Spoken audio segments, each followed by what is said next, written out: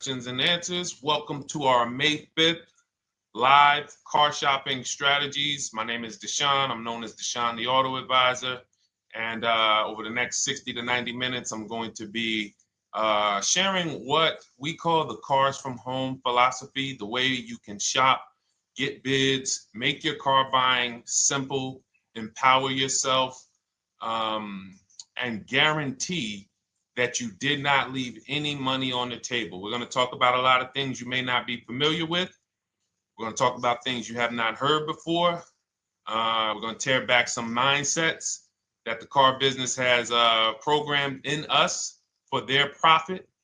And we're going to tear down those mindsets because they're costing us thousands and they're making the greediest dealers in this country thousands of dollars. And we're going to get rid of that. So this show is sponsored by my new digital book. It's called Cars from Home, 7 Steps to Saving Time, Money, and Avoiding Dealerships. So I wrote that book to give you everything I know, everything I learned at Mercedes-Benz, at General Motors, running my own brokerage, and the hundreds of people, thousands now, that we've helped since 2021 to empower themselves in their car purchases. So part of my welcome offer to you is it's normally $97. You can get it for $24. That's my welcome offer for 30 minutes, anytime during the broadcast. As we go, you can get yours in my TikTok bio, in my Instagram bio, the YouTube comments, and the Facebook comments. It's a 75% off discount as part of my welcome offer for those of you who take action. And you'll have everything we teach here for the rest of your life. And you'll be able to move the same way you're going to hear me move and the way a lot of people I'm going to show you guys are moving. So no questions off limits. Feel free to start typing your questions. We are live on Instagram, TikTok. Hang on. I got Instagram up here. My man Dolan is moderating, so we're going to try to pull in every single one of your questions. Again, this is our May 5th live. We are live. It is Monday, so let's get to the questions. Okay, we got some coming in already on TikTok, Dolan. I see it is what it is. I'm just going to pull that one. I need to do one on shady mechanic shops. You should. If that's your area of expertise, the public needs to know from someone who's an insider what is going on in mechanic shops. I'm sure they get a lot of value. If you guys want, it is what it is to launch a channel teaching people how to avoid shady mechanic sites, type ones in the chat so he can know that he should go ahead and do that. Or she. I can't see if you're a man or woman. But let's get some questions going. Yosoy Tommy, I see you on TikTok. Interested in leasing, but I know I will go over the mileage. I drive a lot. Well, here's what you do. Give you an example. I'm leasing right now. I've never needed more than a 15,000 mile per year lease. So all of my leases have been 12,000 miles. I've never needed more than a 15,000 mile per year lease. Now, sometimes, that was because my family worked a little further from where we lived. We got a 15,000 mile per year lease, but most of the time I'm getting 12 because that's what I need. That's what I use. Now I'm paying $499 a month for this $55,000 Infinity truck. I got a 1% lease on it. I got my bids, the way we teach at Cars from Home. We're big on multiple offers. That's the only way you're going to save the big money and guarantee you got all the money is to get multiple bids. We teach you how to do that. You can do it by phone too. If you want to try to do it by phone, God bless you. We do it through email. We do it through emails and templates, and that's what we do. But I'm paying $499 a month for 12,000 miles. Now, let's just say I needed 15,000 miles. I would have bumped that lease up, and instead of $499, I'd be paying probably $30 more. So call it $530. Now, let's say I'm a high mileage driver at 20,000 miles. That instead of $530, I would probably be paying $620. And there I got my 20,000 miles per year. So the key is, and this is what you'll hear, people will blame the leases for not understanding that they choose the mileage. The mileage is not selected for you unless you go into a dealer and say, hey, work me up a lease. And then they're going to choose the mileage, probably give you 10,000 miles per year, and then try to close you on that. But that's not the way we shop. We're going to shop and we're going to adjust our miles based on what we need. So if I needed 20,000 miles per year, I would probably be paying $620 instead of $499. If I needed 25,000 miles per year, I would probably be paying $680. So I'm just paying, we get what we need and we enjoy our leases. because when we buy these cars and we drive ridiculous miles, we depreciate our cars, we destroy the value, and then we still have a loan on it in a lot of cases for a vehicle that we have destroyed the value in because we put 60,000 miles on it in 3 years. So our loan is moving very slow, but our vehicle's value is dropping through the ground very fast, which is typically how we end up with $15,000, $20,000, $25,000 in negative equity. I used to see it all the time in dealerships, especially when I was in when Uber took off. When Uber took off, year later, 2 years later, 3 years later, we had tons of people coming in with Hondas, coming in with various cars that had 200,000 miles on them, but they still had 3 and 4 year loans left. And, that's just a recipe for disaster. That's a recipe for disaster. So you should not be leasing, though, if you keep your cars 8 years. Some of you familiar with the 8-year rule, you understand. Everyone should not be leasing. I want to make that clear. Some people say, Deshone, you believe everyone should be leasing? No, I don't. If you are not keeping your cars 8 years, then you should be shopping for below market leases. Don't forget those 2 words, below market leases. Because if you're paying what everyone else is paying for their leases, it's not going to make sense. Some of these strategies are not going to make sense. You need to be getting below market leases. And the way we do that is to comparison shop, get multiple offers from dealers, have them compete for our business, and then we get these leases that no one else can get. Great question. So what if I go over 20,000 miles? What do you recommend doing? You choose your mileage wisely. In my book, I have a section called Choosing Your Mileage Wisely. The whole key with leasing is to scope out the mileage you're going to use, and that's what you shop for. If you know you're going to do 25,000 miles that year, you would do 25,000 miles on your lease. But you don't shop this way. We always shop with 12. A problem with leasing is once again, you go into the dealership, you say, work me up a lease. They're going to work you up what they want. They're going to say, hey, put 5,000 down. Who's had that happen? You go and you look for a lease and they tell you how much money you need to put down. Type me if you've had that happen. And again, welcome to everybody. This is our May 5th live. It's Monday, May 5th. Whether you're watching this today or you're watching this later today, because we will be rerunning this for those who couldn't make the show. Tell your friend they can catch it on our channels. But this is our live show. We're live every single Monday through Thursday at 12 noon. So you'll see people who will go and get blessed transition. You've had this happen. This is what you go in. They work you up a lease. Here, you need 3,000 down. Yeah, you need 3,000 plus your taxes and fees. What do you want to do? So that's them customizing our leases. We never want to do this. We want to customize our lease and run it like this, a template. All your leases you get with, ready? 12,000 miles per year. First month's payment only due at signing. That's it. 12,000 miles per year. First month's payment only due at signing. That is how you shop all of your lease offers, because this allows you to now use the 1% rule, which I didn't create. A lot of lease savvy people know about the 1% rule, where your MSRP, I'm going to just show an example of an MSRP, the price on the window sticker. Every lease is going to be brand new, guys, or either close to it. The price on the window sticker is the price we go by, the MSRP, and we're going to divide our monthly payment into the MSRP.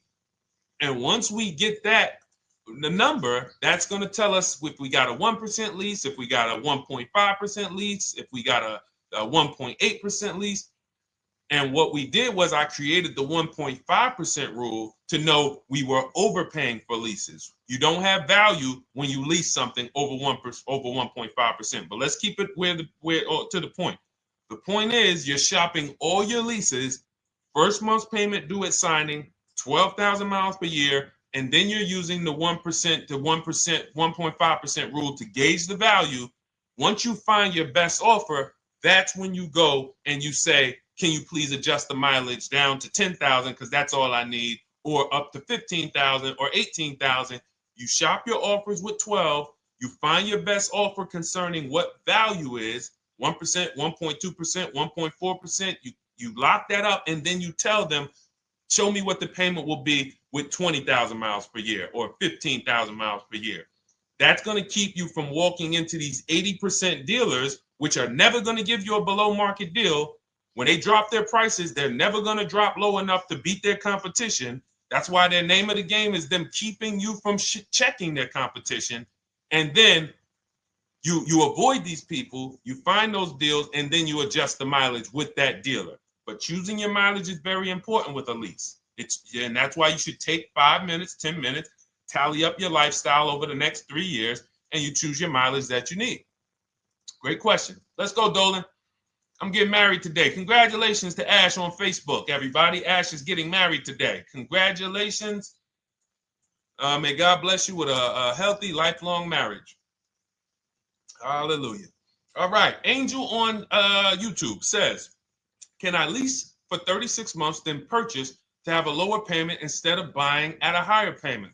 Now, what he's asking or she's asking is, I want this new car, but if I buy the new car, then I'm going to have to pay for the new car, in which case it's too unaffordable. So can I lease it first and then buy the difference at the end? Yes, you can. Let's talk about why that's not that financially wise. There are signals, guys, that tell us we are looking at vehicles that are too expensive for us. Signals. Would anyone on here take a 50-year mortgage? Anybody? Anybody? We got some smart people on here. Anybody volunteering for the 50-year mortgage, ladies and gentlemen? Anybody? Come on, somebody.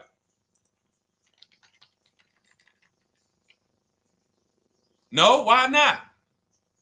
Why not? Why is everybody saying no to the 50-year mortgage? Because we know it's ingrained in us that a 50-year mortgage on a house means we can't afford that house, right? Same thing with cars. There's signals. And so when we cannot finance a brand new car and it's affordable, what should we be doing? We should be going to get a pre-owned car. That's what we should be doing. So some of you have the luxury where you could afford both a new version of the car you want, and you can afford a pre-owned version, of course. So you might say, Deshone, I could afford both. I want this car, but I could afford, which one should I get, new or pre-owned? Thank you to the new gifter, Jeffrey Jones. Welcome. The Black King. Thank you so much. Gifter badges. Appreciate everyone who supports this broadcast. Thank you so much. You helped me to keep this information going. So what you're saying is, I could afford both.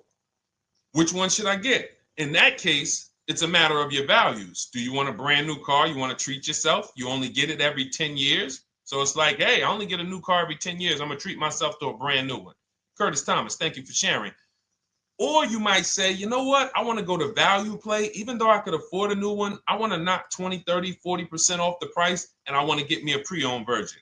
So that's the people who could afford both. Some of you, you're like Angel, who like, I want this car, but I can't afford it new.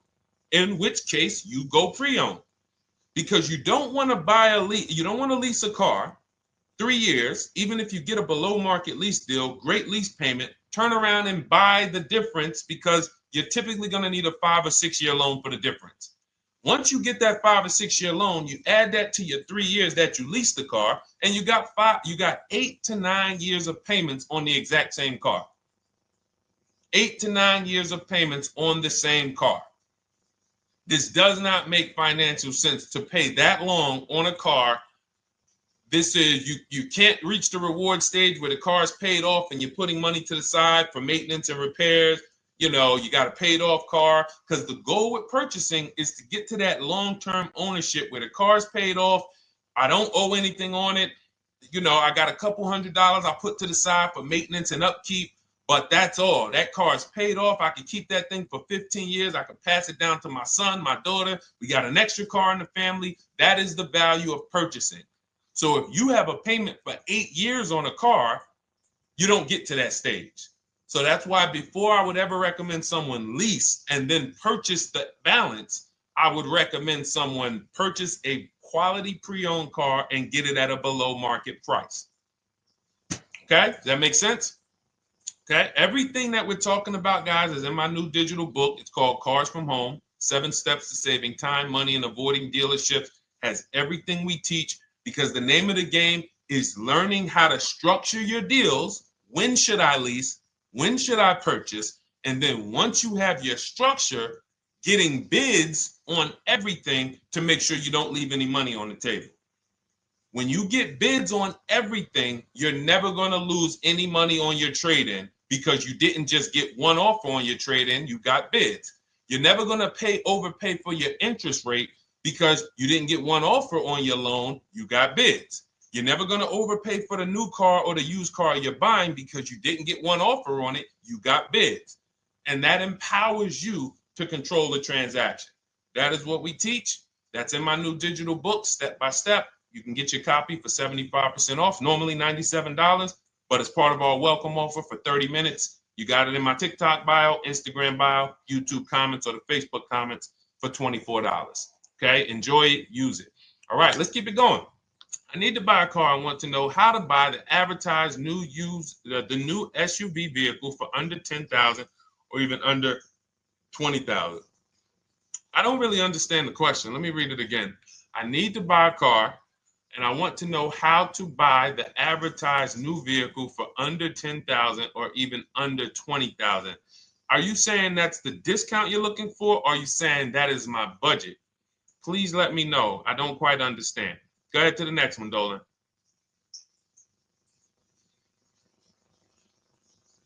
All right. If the Carfax report only has service maintenance, is it okay to purchase? Okay, so all right, this is a great question, guys. This is about used cars. Who's going to be shopping for a used car in the next year? Type the letter U. Type the letter U if you're going to be shopping for a used car in the next year. And for those who just joined, this is our Monday, May 5th, live car shopping strategies. So we are live every Monday through Thursday at 12. And for those of you who are watching the rebroadcast later in the day, you can, you'll get your questions answered. Somebody might ask a similar question, or you can join us Monday through Thursday at 12 live. Yes, so we got a lot of people who are going to be shopping for a used car. We got Buffy on Instagram, Fran Bar. Who else? A lot of people not buying? Okay. Instagram, the only people buying used cars? Okay, well, let's talk to you guys. Listen, so here's when you're looking at a used car, what you're focused on is first the service record. First the title history. What is the title history? That means, is it a salvage car? Is it a frame damage car? Is it a now, well, let's start first. Where do we find these cars? Let's start there. We're not going to lots. We're not stumbling onto people's lots. That's what they want. We do not want to go through our neighborhoods looking for used cars. Anybody who does not have a used car on a website, they're trying to take advantage of you, because that is unadvertised, that they don't want to be where the competition is. That is not the way we're going to move. And for years, it was like that. You drive past a dealership on the weekend, you see hey, oh, look, they got this nice yellow car, a nice big red car outside, and you just pull right in. That's 2005 stuff. Now, every used car, we need to be able to compare it to the whole market, which means we need to see it on a website, on a marketplace. So we're opening up, this is called my multiple marketplace strategy. We are opening up, and some of you are going to need a pen if you're going to really, or unless you're going to watch the rebroadcast, because I'm running stuff past you that, you're trying to buy a $30,000, $50,000, $100,000 car. We're not talking about how you're going to get a couple things from Amazon and, set up a little home studio for $2,000. We're talking about the second most expensive purchase most of you are going to make. So it's understand that you're going to need to focus in order to get the most out of what we're talking about. So we're going to go to the marketplaces. The marketplaces are Carvana. They sell their own inventory. CarMax, they sell their own used car inventory. Driveway, they sell their own used car inventory. We're going to go to now dealerships. AutoNation, they sell other people's, they sell their own. They buy and they relist it on their website. But then you have Car Gurus, you have Carfax, you have Kelly's Blue Book, no, not Kelly's Blue Book. You have Auto Trader, Car Gurus. So we're going to all these marketplaces, we open them right up in one tab. So now what we're doing is we're putting in our criteria, and what we want to do, we want to go 100 miles out. Even if you're not willing to drive 100 miles out, you want to see what the whole market looks like within 100 miles. So now, if you know what you can afford, then you can put in your price criteria. I have a tool that I created. It's called the Perfect Budget Calculator. Some people who have my book, you've used it, where you put in your down payment preferred, you put in your interest rate, you put in any equity from your old car, and it tells you, because what you tend to miss is the fees. That's what you tend to miss. So if you're not using this calculator that we created, you want to add another $2,000 or so, because you got to factor in the fees in that budget. Some of you go out and say, man, I think I could afford $30,000. Then when you find your car, they bump you up to $33,000 because you didn't factor in the taxes and fees. So this calculator does it for you in my book, and everything we use the Perfect Budget Calculator. But if you're not using it, just estimate another, a little higher. Now you put all of that into the marketplaces. Now you're looking for what the inventory is. Now, here's the reason why you must open up all these marketplaces. First reason, they have different cars on them. Carvana and CarMax has different cars than Car Gurus, Cars.com, Auto Trader. There's different cars on them. Another reason we need to open it up is because sometimes you'll see one car here on Car Gurus for $31,000, and then you'll see that on Auto Trader, they marked it down $2,000, it's $29,000. And you're like, wait, why the heck is it lower? This is the same car. Well, it could be because this marketplace got the notification first to lower the price, and maybe this one takes a little longer to see that, oh, maybe that takes 24 hours before their updates take effect. So that's why you want to open up all these marketplaces. Now you're narrowing this down first based on your color choices, what options you want, your models, and now we're starting to narrow this thing down. So we're narrowing it down. Now we start to look at the history of these cars. This is the best way to start narrowing down your used car search. Let's now dive into the history. I need the Carfax. Now, some of these websites will give you a free Carfax. Some of them will try to make you buy a Carfax. Now, I'm going to give you one of the secret strategies that we've been using for years in my book, and I'll tell you it right now. It is how we get free Carfaxes, because when we get to most vehicles, you guys, for those of you who are just meeting me, I worked in Mercedes-Benz for 5 years and General Motors for 5 years, and I ran my own brokerage. I started it in 2016, and I ran that while I worked at the car dealership. So I have a lot of experience and have seen a lot, and that's why I'm able to teach these things. I also love numbers. But one of the things that I know is almost every dealership has a contract with Carfax. So every dealership, we pay Carfax already. So what we're able to do is when we list our inventory on our websites, we're able to list the Carfax with it. We're able to provide that free of charge. But when we pay Auto Trader or Cars.com or Car Gurus, we are not able to actually push our Carfax to that marketplace. But if you come to our website and you find the vehicle on our website, most times you will find the Carfax for free. That is what we have been doing for years. So that now we have the Carfax, because the Carfax is the only way we can see those service records right now, because we've already narrowed it down based on, first thing we're doing is we're looking at title history, frame damage, salvage title, rebuilt title, total loss. That's the type of vehicle. The next thing we're doing to narrow it down, which is where many of you get in trouble, is you're looking at the service records. Skipping service records, buying used cars without seeing service records is disaster. The biggest indicator on if a vehicle was taken care of is what is on those service records. And if you can't see those service records, then I would not buy the car. Somebody say, oh, I'm changing the oil myself. If you don't have proof that you have changed the oil yourself, I cannot see it. I cannot see that you have maintenance this car, and that's a turnoff for me. Because now when you drive that car a year later, 2 years later, things start happening. You have no one to blame but yourself. Now the regret kicks in. Man, I knew I shouldn't have got this. But chances are, if you find a quality vehicle and you see service records on that previous owner's report, that's going to lead to a quality experience. Okay, so that's pretty much how the initial part of our multiple marketplace strategy. As you can see, we have this to a science. Nothing that we're doing is by chance.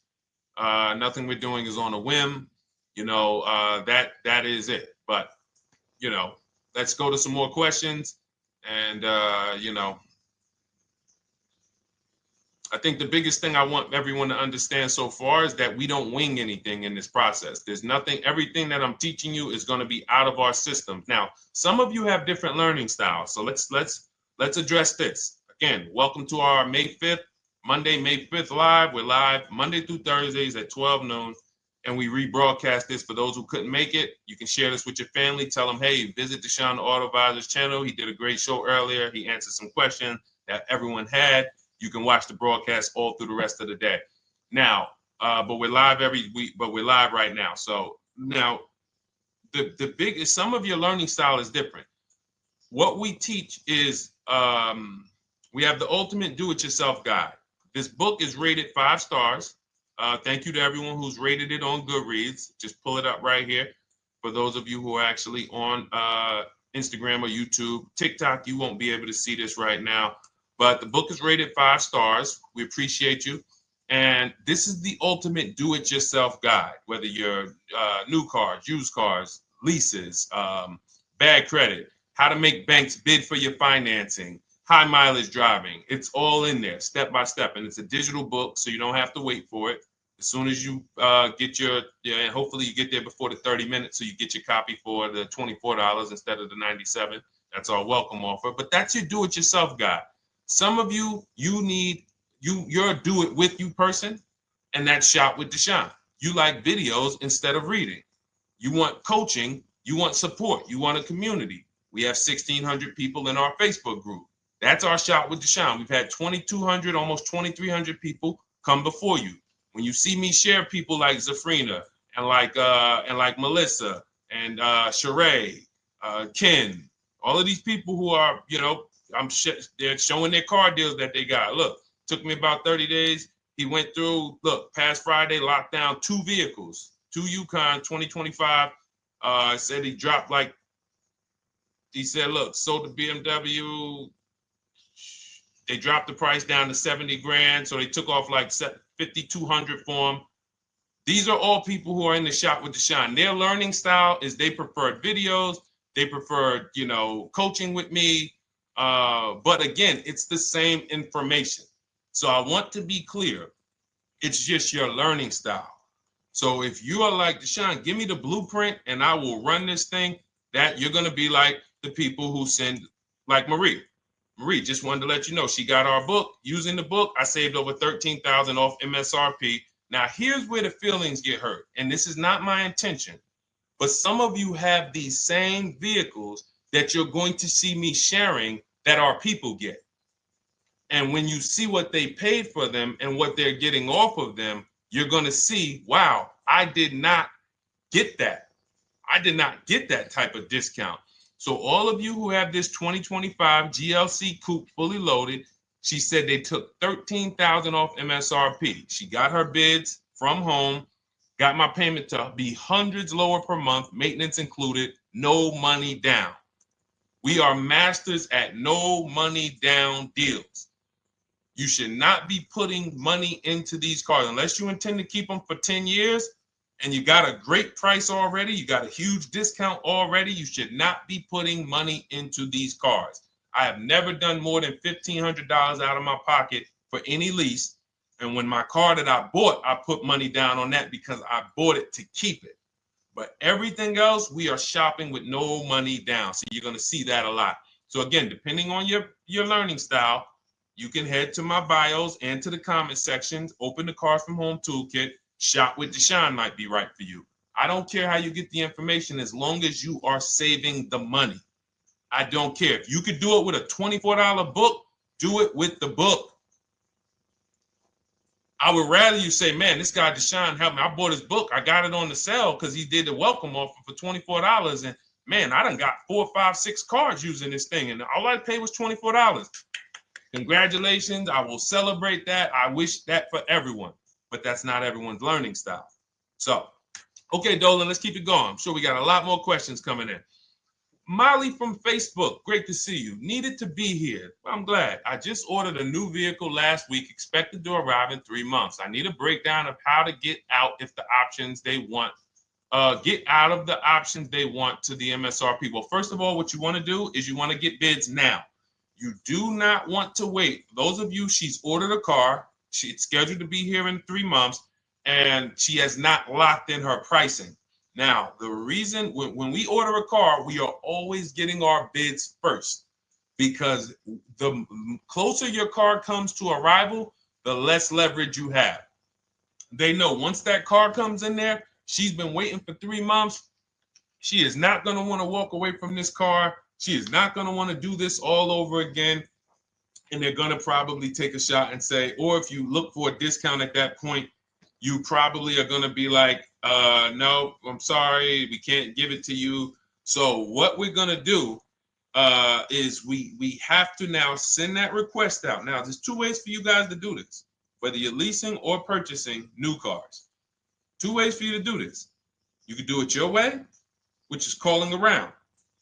Calling around, not going into dealers, calling around, ask for sales managers, try to get yourself at least 5 offers. Because the only way you're going to see how overpriced the offers are is to actually get multiple offers. So I'll give you an example.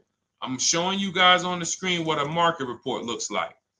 So we also have a division. We shop for people's new cars and their leases if they have good credit. So when you see, oh, I tried to pull it up. It's not loading. So what you're going to see, and some of you who've used our stuff, you can testify to this. There is a huge spread between the best price and the worst price. Huge spread. So in order for you to know you actually got the best price, you need to see 4 other offers that are higher. I'm going to say that again. Thank you to all the gifters on TikTok. Thank you, Jeffrey Jones. Appreciate it. You need to see other offers that are higher. So let's go back to my car. This dealer who won the bid for my Infinity truck saved me over $8,000. Now, he said to me when I was making the deal with him, he said he knew that I was not going to find a better offer because he had used a special coupon he had to apply towards the deal. He needed the deal that month, and that's why he won the bid.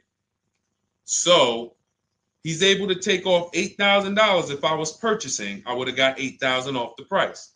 But I leased it, so my lease payment was $499 a month with $1,270 down total.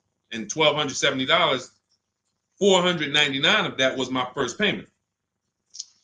So every other offer that I got, $560, $605, $640, $700, $750.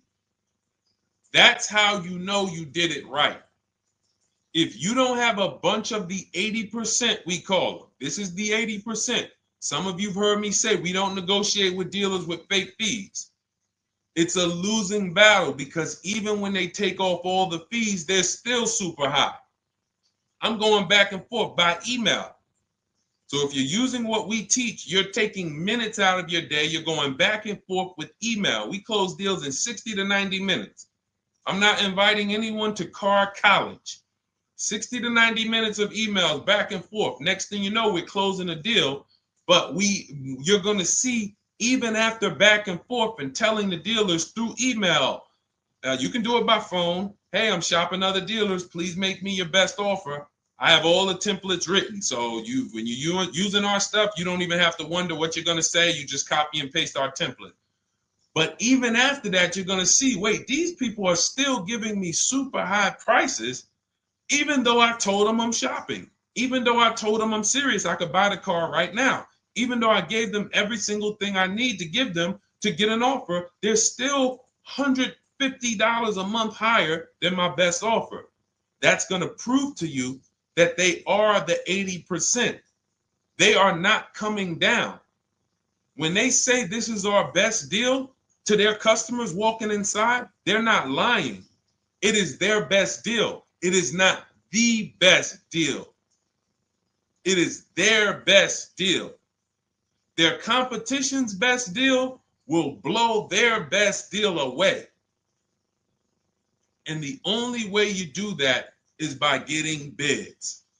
So that's what you need to do, Molly. Take exactly what you're looking for. If you want to call around, call some sales managers and say, hey, listen, this is what I'm looking for. I put in an order, but I'm not dead set on the price yet.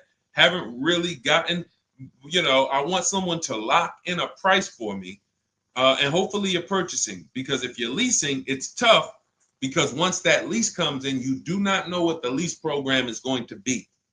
So if the lease program is bad, then you could find yourself jammed up. Now, here's what we try to do to prevent that. It's not always possible. Here's what we try to do. Once you have found the best dealer who's won the bid, now what you're going to do is say, based on this price that you're selling me the car for, can you give me a lease estimate now? So let's say I'm ordering this Infiniti. I shop around, I find a dealer who says, all right, Deshone, I'll place the order. I'll take $6,000 off list price for you if you do the business with me. Perfect. Can you give me a lease quote based on that now?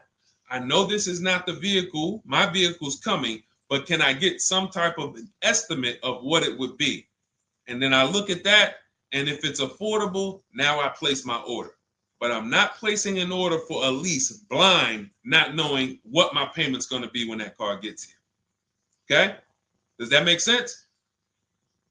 I know I may be typing. This is heavy. That's why I told you guys, when you're here with us in car buying, below market car buying strategies, this is like short 60 to 90 minute master classes. This is not lives where I'm showing you how to make macaroni and cheese and turkey and like, okay, yeah, you got your music playing in the background. Hey, listen, all right, what I need? Oh, hand me the Sazon. No, you could do multiple things. This is heavy finance talk for 60 to 90 minutes, and it will change your life. And I just saw my girl, Lisa. Lisa, good to see you. Lisa's been, she's been learning from us and rocking with Cars from Home. Let me see. I'm glad you clarified, even if no money down on the lease, you still really have to give them the first month's amount. Yes, I don't know what I'm going to do yet, buy or lease. No matter, I'm learning lots and sharing with my peeps. Thank you, Lisa. Thank you. Now, technically, you don't have to give them the first month's payment either. What I do is our templates all involve shopping, first month payment due at signing. But if I wanted to, so let's say, for example, on this $499 a month lease I got on the Infiniti, and I'll actually will add this because I'm glad you said that. The lease, is that your first month's payment? So it's not considered money down. It's considered your first month's payment because you're leasing, you're paying 36 months or 39 months. We don't do 4-year leases. We don't even do 3.5-year leases in most cases. We're not doing it. It's 36 months, 39 months. And if they have a really, really good program for 2 years, they will tell us about it. But we shop for 36 months. But you can tell that if I wanted to tell them, you know what, I want to do a straight sign and drive I don't even want to give you the $499 for the first payment, which means you're asking them to pay the first payment, then it would have just been $500 going back into the cap cost, which would raise the payment probably with interest and taxes, maybe 15, 17 bucks, something like that. So if I truly wanted to bring nothing to the table, I can just have them to, cap the first month's payment. You can do that. You can do that. So you can ask any questions. I know you're in our Facebook group, and so you let us know. But the 8-year rule is your basis for leasing versus buying. The 8-year rule, when you guys open up my book, you'll hear me talk about this. I'm going to make a whole lot more videos about the 8-year rule because it is the parameters for how to know whether to lease or buy. It takes into account how drastic cars depreciate. They lose value like crazy. All the losses are in the first 5 to 7 years, and you don't win until you've kept the car at least 8 years, compared to someone who's getting a below market lease. So let's take an example. You look at somebody like, look, Brian. Brian got my book. Just finalized my first ever lease using your system. 2025 HRV Sport all-wheel drive, $30,000, $505 MSRP. So this is a $31,000 vehicle almost, and he got it for $395 a month, which is a 1.2% lease, no money down. Now, his initial quote from this dealer was $434. This is the winning dealer.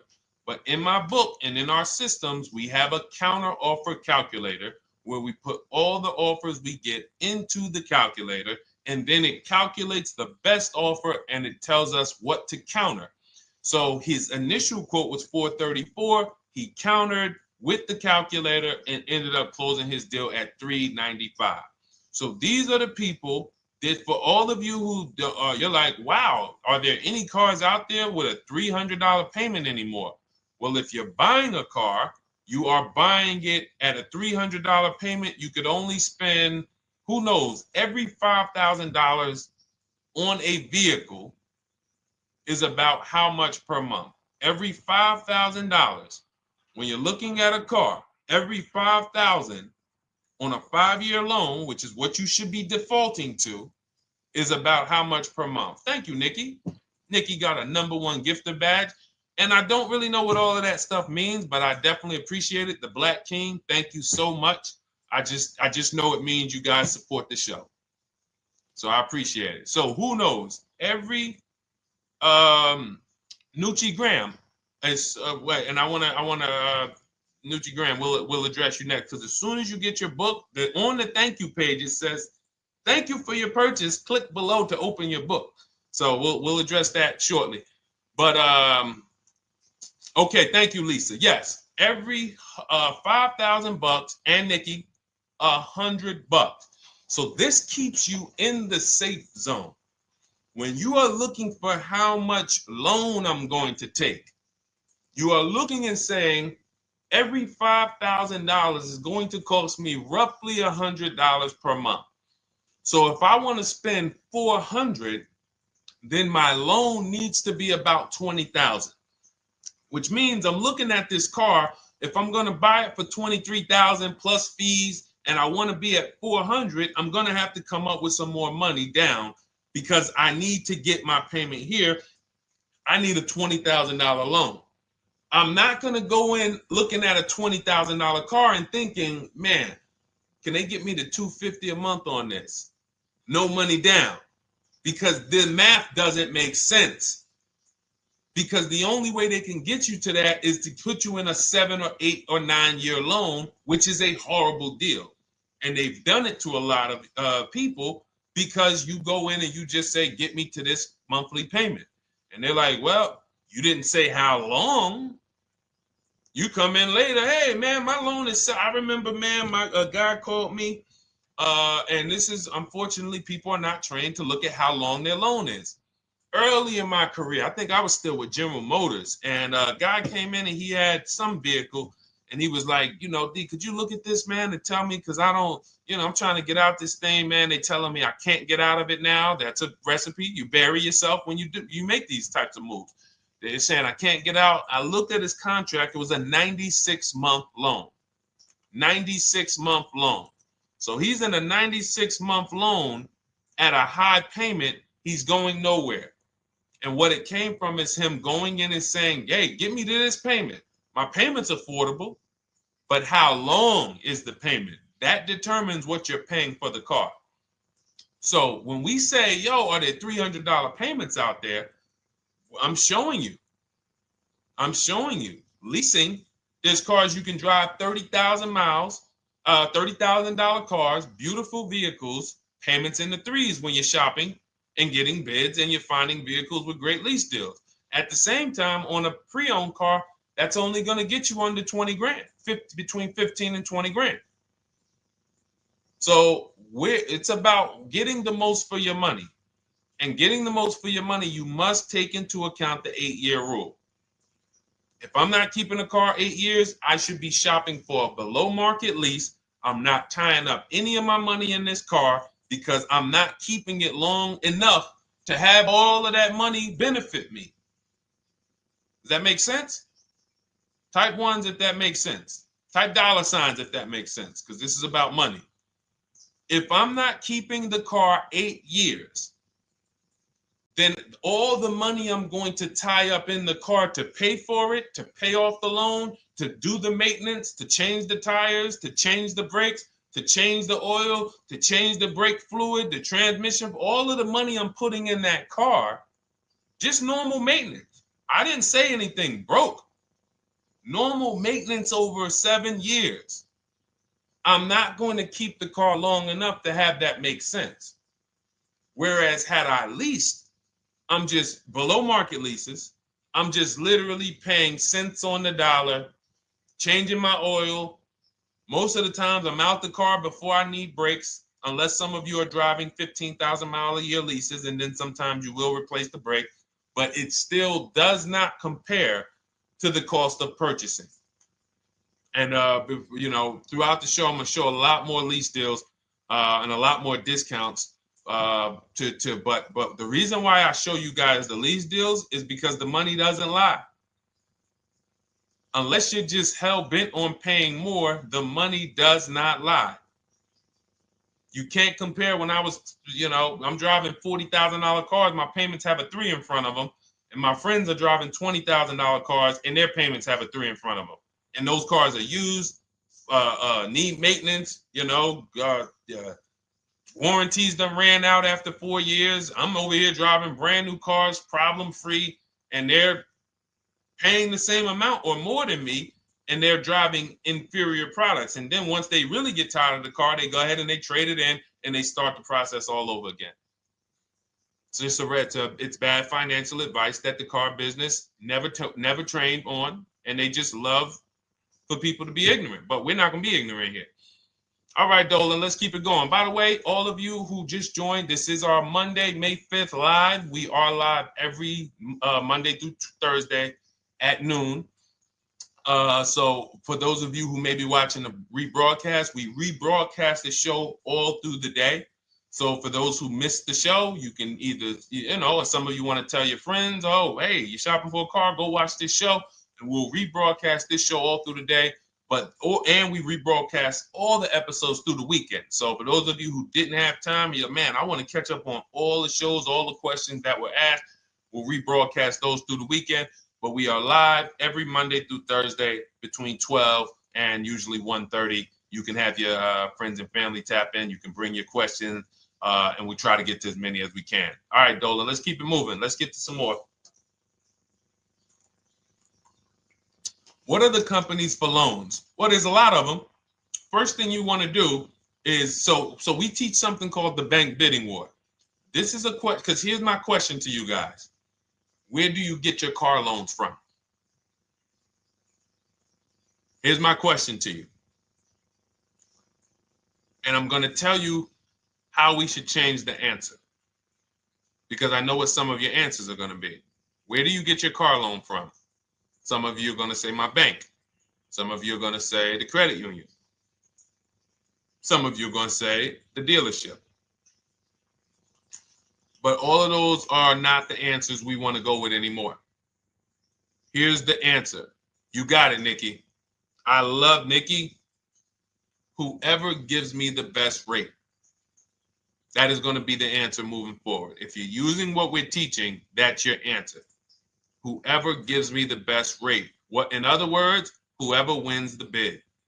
So what we're doing is we are not just going to our credit union and having them run our credit, give us a rate, and now we going out and we're shopping with a check in hand and we're shopping with our back against the wall because the bank says, well, hey, you know, your pre-approval expires May 17th, so you hurry up and find a car or you're going to have to come back and run your credit again. Now we're over here and our bank is putting our back against the wall. That's ridiculous. So what we do is we use what you should do is you should look at the average interest rate. If you have average credit, look at the average interest rate, and then you use that to budget. Again, I have a calculator that we invented. It's a proprietary calculator. You can't find it on Google. It's in my book. It's in our course, Shop with Deshone, in our checklist, our video checklist. This is stuff that, again, we don't, if you notice stuff that I teach, it's not anywhere. Deshone, why can't I find an 8-year rule on YouTube? It's because it's Cars from Home. We created it. I can't find the 1.5% rule. No one else teaches that because it's our intellectual property. We created it. I don't mind people saying it, but they need to understand we didn't find this stuff. We created the stuff. So calculators, we invented them. So this calculator you take this interest rate, but even if you want to use a standard payment estimator calculator, you can take just what I said. Remember, add a little bit more for the fees, because that's what you're not taking into account. The fees, the taxes, and that's where we get in trouble. My calculator, our perfect budget calculator, does that for you. So now you want to look at the average interest rate. Type in average rates for cars. Use that for your budget, just so you can know about how much car I can go and get. So between what I told you about the $5,000 being $100 a month, and that last part about, adding a little bit more and using the average interest rate, you should have a good gauge on a range of car to go and shop for. Now, once you now shop your market, whether you're shopping new or whether you're shopping pre-owned, once you find no one's touched your credit till now. No one has touched your credit with a hard pull, especially not. We do not, in order for this to work, like what Nikki is saying, where you're only giving your business to the bank or credit union that gives you the lowest APR. In order for this to work and for you to be able to shop freely, no pressure, you need to make sure you don't let anyone run your credit with a hard pull before you find your best deal on a car. Soft credit pulls, estimates of budgeting, the way I just said. Now, you go out, you find your car, whether it takes you a week or a month or 3 months. Bang, I found my car now. You lock the car up, put it under contract, you leave your deposit. You never, ever. How soon when you get a car does the dealership want you to take it? I like asking questions like this because we can prove how predictable most of the car business is. How soon after you purchase a car does the dealership want you to take it? Thank you, Janae. Immediately. Now, the reason for that is, there's various reasons. There's various reasons. Right then and there, Molly, yes. But what I want you guys to focus on is what you lose by taking it right then and there. You lose the ability to shop the interest rates. And shopping the interest rates is very important because you'll always wonder, could I have gotten a better rate? So what you do is you lock the car up, you let them know, hey, I'm going to go home, just give me my, let me get my paperwork so I know exactly how much I need to tell my bank. And here's the key, if you guys can beat what my bank or credit union gets says, then I'll give you the loan. See, some people think that I teach don't let the dealerships compete. I never teach that. What I teach is don't let the dealerships be your first offer ever. They are always your last offer, and they're competing against other offers that you got. So now you're going home, your car is waiting, you're going to see what your bank, your credit union can do, and then you go online. You can go right online. Auto loans online, auto financing online. Let all of these banks and credit unions access your credit now with the hard pull, because there is an article that Experian did, and you can find it on almost any credit bureau, wrote an article on rate shopping. They allow you to have multiple lenders compete for your business within a small period of time. They say the window is 14 to 45 days. So if the window is 14 to 45 days, how quick do y'all think I want you to do it? If the window says, because that's a big window, as long as you shop within that window, at the end, those multiple inquiries will have the same weight on your score as one inquiry, because it looks as if you were shopping and you were doing your due diligence. Thank you, Greg, Sheila, with these gifter badges. I don't know. It's like a nice. I appreciate it, Glendale. Thank you.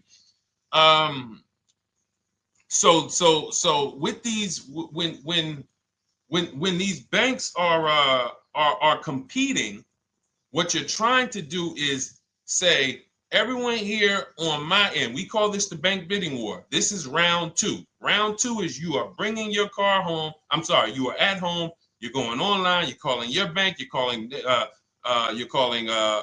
credit union. If you have one, you're going online. This will take you literally one day, not even. This maybe take you an hour. Because if they say that the window to shop is between 14 and 45 days, I want you to do it in 24 hours. We want all the competition in 24 hours. Because that guarantees we are way within the window. They're going to look and see, wow, this person bought a car. They had multiple lenders competing in a small period of time. They're not out here just letting people run their credit over, every week. Some new banks running their credit. So now you call the dealership afterwards. You say, hey, the best offer I got was from such and such credit union or such and such bank. If you guys can beat it, I'll give you the business. You allow the dealer to now shop you to their banks. In which case, they're going to call you and say, hey, good news, we got you a better rate. Or, hey, good news, we couldn't beat the rate, but we can match it. In which case, they save you the time, they save you the paperwork. Or they're going to say, hey, listen, that's a great rate you got. We can't beat that. None of my banks can beat it. And in which case, we guarantee all around we got the best rate, which is the goal we're looking for. As Nikki said, I'm only giving my business to who gave me the best rate. That is the bank bidding war. So when you get your digital book, Cars from Home, you'll get that in writing. We also have it in our Shop with Deshone video checklist. For those of you who are more do-it-with-me types, again, we're all about your learning style. And some of you just like, Deshone, I see you. Can you shop for us? What are these? I'm seeing a lot of you guys shop for people, new cars, new cars, leases only. And you have to have good credit. Your FICO scores need to be over 670, all of them.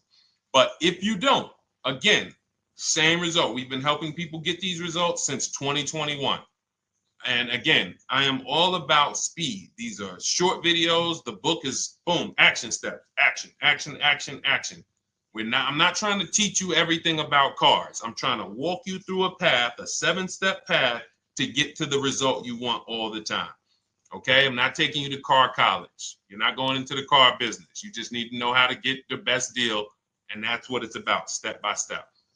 Okay, but for those of you who are just coming on, this whole show is sponsored by my new digital book. It's called Cars from Home, 7 Steps to Saving Time, Money, and Avoiding Dealerships. It's a digital book. Everything we teach about new cars, used cars, leases, below market financing, high mileage driving tips, bad credit tips for those of you who have your credit is not going to qualify you for everything else we're talking about. You need specific strategy. We have that specifically for people with bad credit inside my book and inside Shop with Deshone. So that's why I never believe in one size fits all car buying advice, because all of you are in different situations. So how does somebody look saying, you all should do this? We're all in a different situation. I have a trade-in, he doesn't. He has a lease that's coming due, he doesn't. Oh, he has a lease that's coming due, he has equity in it, we need to help him get that equity out. He has a lease, it has an equity, but it has a third-party restriction. We can't talk to people the same. That's why everything we do is custom and letting you know, no matter what your situation is, it's very common to us. Very, very common. So, all right, let's keep it going. We got some more time, Dolan. Pull them up. More questions. All right, yeah, I see we got a couple more coming in on TikTok. How do I get the book? Well, the book is in my TikTok bio. In my Instagram bio, there's a website there. It's Cars from Home Toolkit. And then you'll see the welcome special for $24. So the book is normally $97, but as part of our welcome special, you got 30 minutes to get yours for $24. So you won't pay the $94. You get 75% off. We also have a link for you guys on Facebook and YouTube in the comment section so you can get your copy. And if you're going to spend a couple more minutes with us, I would appreciate if you share the broadcast with one person that you care about. So that can help, we can help get this information out and we can help change lives. If you didn't receive your ebook, well, first of all, as soon as you purchase your book, you're going to see a thank you page. It says, thank you, screenshot this page. And then it says below, click the link below to open your book. So you actually get the link to open it as soon as you make the purchase. And then I say, I also emailed you a copy. So sometimes people type their email in, one letter's wrong. Obviously, we can't send a book to an incorrect email, which is why I have my support team's email right on there. So that if you don't see that book within 5 to 10 minutes, you email my support team, hey, I didn't get the book. They'll get you the book right away. So as you can see, I want you to, Dolan, can you put up, do we have anywhere with, we can put up the support team's email for this person? And just send an email to support. There you go. Thank you so much. Support at Deshone the Auto Advisor. Thank you, Dolan. Best moderator in the world. All right, so shoot them an email. Just let them know. Give them your first and last name, and they'll check the record, make sure that we have a purchase from you, and they'll send you your book right away so you can dig right into it. Okay? All right, let's keep it. We work with clients all around the country. What I'll start doing, I wanted to bring some on here today, but I can't load them up. The system is showing an error. So I got a lot of people. I always bring tests. I always like to show results. So, you know, I'm a results person. So you'll see a lot of people that I share. Brian, who has our book, and, you know, his lease, Marie with her $13,000 off. All of these people made deals from home. They were not in a dealership negotiating this. You got, look, Frank, I bought your book, used your system, and just closed my deal and have positive results to report. I love when y'all email me, by the way. Like, please continue to do this. A caveat is I wanted a just released 2026 Genesis G70 Advanced, and there are no incentives. I could have gotten incentives on the 2025. However, I wanted the 2026, and I was willing to pay. So even with high demand cars, even with cars that are rare, this is the situation. I reached out to 20 dealers and I received 9 offers for 36 months, 12,000 miles on a $58,000 MSRP. The initial offers range from $1049 to $901 with everything in between. I counter offered using the calculator that we have and closed the deal at $815 on a $58,000 MSRP. That's a 1.4% deal. Now, mind you, that on a vehicle on a 2026 with no incentives, which means every bit of that was the dealer taking off money for him. He probably had to get at least $5-6 grand off to have that deal come in the 8s, when other dealers were quoting him 9 up to 10 and, you know, mid $1,000 range. So, you know, but so I show the book testimonials. I show my Shop with Deshone testimonials. But I want to start bringing these market reports so you guys could actually see that's our team shopping all around the country.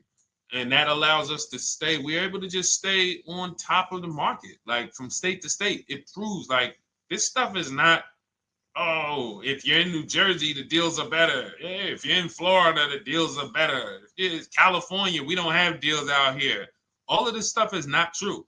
And thank God we have people using the Cars from Home systems, be it by book or be it by our video checklist, or be it us shopping for people all around the country, where we can tell you beyond a shadow of a doubt. I can show you market reports from Texas, from Oklahoma, from South Dakota. We did a deal for a Mazda, a South Dakota deal, Nebraska, California, Florida, Georgia. We're shopping for people all around the country. And there's great deals everywhere in the country when you know how to make dealers bid. Because you're always going to find that 20% dealer who just wants to beat their competition. They're the best in the region. And you got to go out to find them. You got to have a system to find them. Because most of the dealers are not them. Most of the dealers are the 80%. That's just the way it works. It's a numbers game. And the 80% are very expensive. And when you walk into the 80%, they'll go down. You're like, oh man, all right, can you take off? Can you get me down? Like, yeah, man, you're like $150 a month higher than where I could be, my max. And they go back and forth. They're like, man, I could take off $50 a month. Ah, man, that's the best you could do. And then next thing you know, you get down to 100. Yeah, all right, we'll take off $100 a month. And you're like, all right, I guess I'll take that. You don't realize that a 20% dealer, not only were they nowhere near your max budget, they were $100 less than your max. You're talking to the 80%. The 80%, when they come down, they're still here. The 20% are here. So you're over here with an 80% dealer walking into these dealers. 8 out of 10 dealers over here are 80% dealers. So y'all talking them down like this, and y'all thinking we winning. Oh, I talked them down to this. Meanwhile, the 20% dealers are here. 20% dealers will launch a bid. We gotta cut. Oh man, if this thing wasn't broken, tomorrow's show, I'm gonna bring on a lot more market reports. We got dealers who come right out. We getting offers 700, 790, 820. Dealer come right out 650. Boom, blow everybody away. Like, oh, let's go. We got a winner. Looks like we got a winner here. That's it. And then it becomes fun. As you can see, this is fun for us. When you change the way we shop, you shop and you start to you're going to be the prize. You're going to be the prize. So anyway, let's keep it moving. For those of you who have gotten your book, I look forward to you using it, empowering yourself, having these same results. For those who didn't know about the book, it is a digital book. You can get your copy for 75% off for 30 minutes in my TikTok bio, my Instagram bio, the YouTube comments, and the Facebook comment. And for those of you who've been on and you still don't quite trust us, you want to get started with maybe some free advice, go grab our cheat sheets. We have our free cheat sheets in my Cars from Home toolkit, totally free. Test us, look at the cheat sheets, look at the strategies, look at the emails I'm going to send, guiding. Like I don't play around.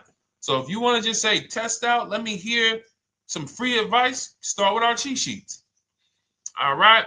Yes, I'd actually answered that when I read that comment, Dolan, on TikTok about do we work with clients in New Jersey and New York? Well, yes. When it comes to shopping done for you, if you open the Cars from Home toolkit and you're like, Deshone, I just want to relax at home. You guys go shop the market for me. If you have good credit, FICO scores over 670, and you have and you're shopping for a new car or a lease, you can book a call with us. We can see if we can help you. Book a 10-minute call. It's free. And we can see if we can help you. Is it best to lease a car if you're currently underwater? Ooh, if I was underwater right now, let's just say I have 15,000 negative equity. I made a bad deal during the pandemic. I'm upside down and I'm like, man, I got to get out of this car. But and first of all, I know I should be leasing because now we know the 8-year rule. The 8-year rule says if we're not buying our cars to keep them at least 8 years, we should be shopping for below market leases. We're going to pay a lot less money. Below market leases, not normal leases. Very important. So what I'm going to do is I'm going to actually right now look for an electric vehicle that I could lease because some electric vehicles right now, we're getting under 1%. We're getting 0.88% leases. We're getting 0.79% leases, because if you do your bidding, you're going to see. Now, again, if you want to call around for your multiple offers, you can do that. I'd rather you call around than to do what you've been doing. I'd rather you, with your new cars and your leases, call around before you walk. That's better than what you've been doing. But if you're like, Deshone, I don't want to talk. I don't want to wonder what I'm going to say. I just want to copy and paste. That's the Cars from Home way. Either way, you get your 5 offers, and you're going to see now, my best offer on this $40,000 electric car might be $320 a month. So I'm now driving a $40,000 car. If I didn't have my negative equity, then I would be driving it for $320. But now I got to bring this negative equity over. Now, the reason why you want to look at these electric cars for this is because if you try to bring a bunch of negative equity over, what ends up happening is you're now messing up the loan to value ratios, and the bank won't approve it. So you might go in and look at a $40,000 car, and now you bring this 15 grand of negative equity, and the bank is saying, we're not going to loan $55,000 on a $40,000 car. We're not doing that. So that's when they'll say, some of you may have heard this before, you have to put money down. They'll say, we can't get you approved unless you can put $3,000 down, $5,000 down. You have too much negative equity, and the bank is not going to approve it all. But when you get your bids on some of these electric cars, you're going to get $10,000, $15,000 off. And this is specifically what I would be looking for. I would be looking for the electric vehicle that when I get my bids, I'm saving 15 to 18 to 20 grand off. And if you guys don't think that's possible, you haven't been here for long. You know, this is Milligan. She bought her Mercedes EQE last year. She literally, MSRP of her car was $79,245. She got almost $30,000 off the vehicle. Almost $30,000 off the vehicle. $51,359 is her price. $79,000 vehicle. She got it after rebates, after discounts, after everything. $51,359. So you take a vehicle that you can get a huge amount of money off, then you bring your negative equity over. So now that payment goes from $320. Yes, it might go up to $575 or $600 even. But I know I'm in a nice car now. I'm in a brand new car, and after 3 years, I'm done with that negative equity. So that's what I would be doing. And if God forbid the car gets totaled while you're driving, you're out of the negative equity in a lease. So if I rolled that negative equity, 15 grand over to this car, now I'm driving it. Boom. All right, I got this electric car. I'm out of the negative equity. I got a good value. I'm in a $40,000 car. My payment is affordable. Now I'm driving. Oh, shoot, car gets totaled. I'm out. I can go get me another car now. I can go and get the same exact car, but I can get it for $320 now. So, you know, that actually is the reason why people commit insurance fraud and total their cars or get them stolen intentionally. But no, that's just something to keep in mind. Something to keep in mind. Because most of you, when you start leasing, you're going to see that was my reason for negative equity. That was my reason I kept having negative equity, is because I wasn't leasing. And that was the reason I was paying more money for cars than I should have, because I wasn't leasing. And again, the key is getting below market leases. You walk into a dealership and say, work me up a lease, you're not going to have these payments that, you know, we're talking about here. It has to be below market leases. That comes through multiple offers. Only way. All right, let's keep it going. A lot more questions. No gap then. Is that your first time leasing? Well, no, we'll get to that. I see it's a little conversation happening on TikTok over here. By the way, everyone, this is our Monday, May 5th live. We're live Monday through Thursday. Tell your friends, please. I would love for those of you who are going to keep joining us to see some friends tomorrow, family members tomorrow, co-workers. When you are at work, when you're talking to people, if they say they're car shopping, I would love for you to invite them to our live shows Monday through Thursday at 12. And if they couldn't make the show, we will rebroadcast each episode for the rest of the day. So after today, after we end the show, if you guys want to refresh on some things or you want to whatever, you want to send people, we will rebroadcast this episode for the rest of the day. And then on the weekends, we put together a weekly compilation. We broadcast them all just for the people who couldn't make the live shows. But every Monday through Thursday, we are here. And yes, happy Cinco de Mayo to you too, Nikki, and to everyone who celebrates. All right, what do you think about waiting till December month, mid-month to buy a vehicle? I do not. Dealers need cars to sell before that. It's a myth. All right, we're going to dispel a myth, okay? When have we been taught that the best time to buy a car is? Thank you to everyone running up the likes on TikTok. We're at 3,400 likes. Every time you hear something you like, you double tap the screen. That makes a big difference. It sends a message to TikTok that we're doing something good over here. Okay, end of the month. Yes, sweet now. End of the month. So we're gonna peel, like I told you guys when we started the broadcast, right? We are gonna, yes, Molly, last day of the month, right? So this is what we have been taught. Last day of the month, come on in. That's where your deals are, right? Let's look at this logically. As a former car salesperson, the times where where I saw the dealer or myself being the most desperate was the times where we did not have a lot of customers.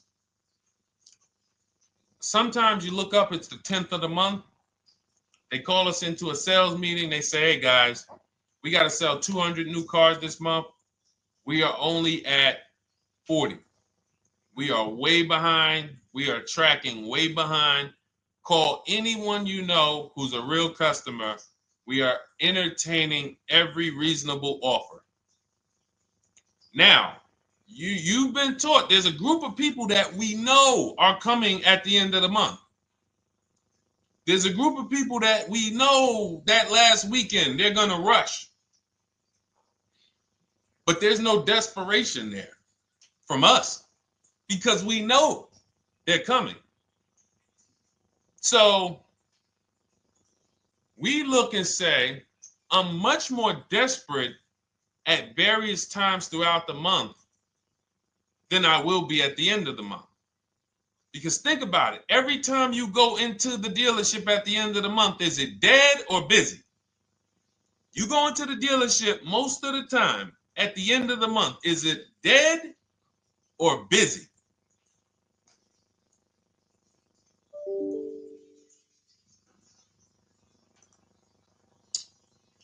Thank you. It's a zoo.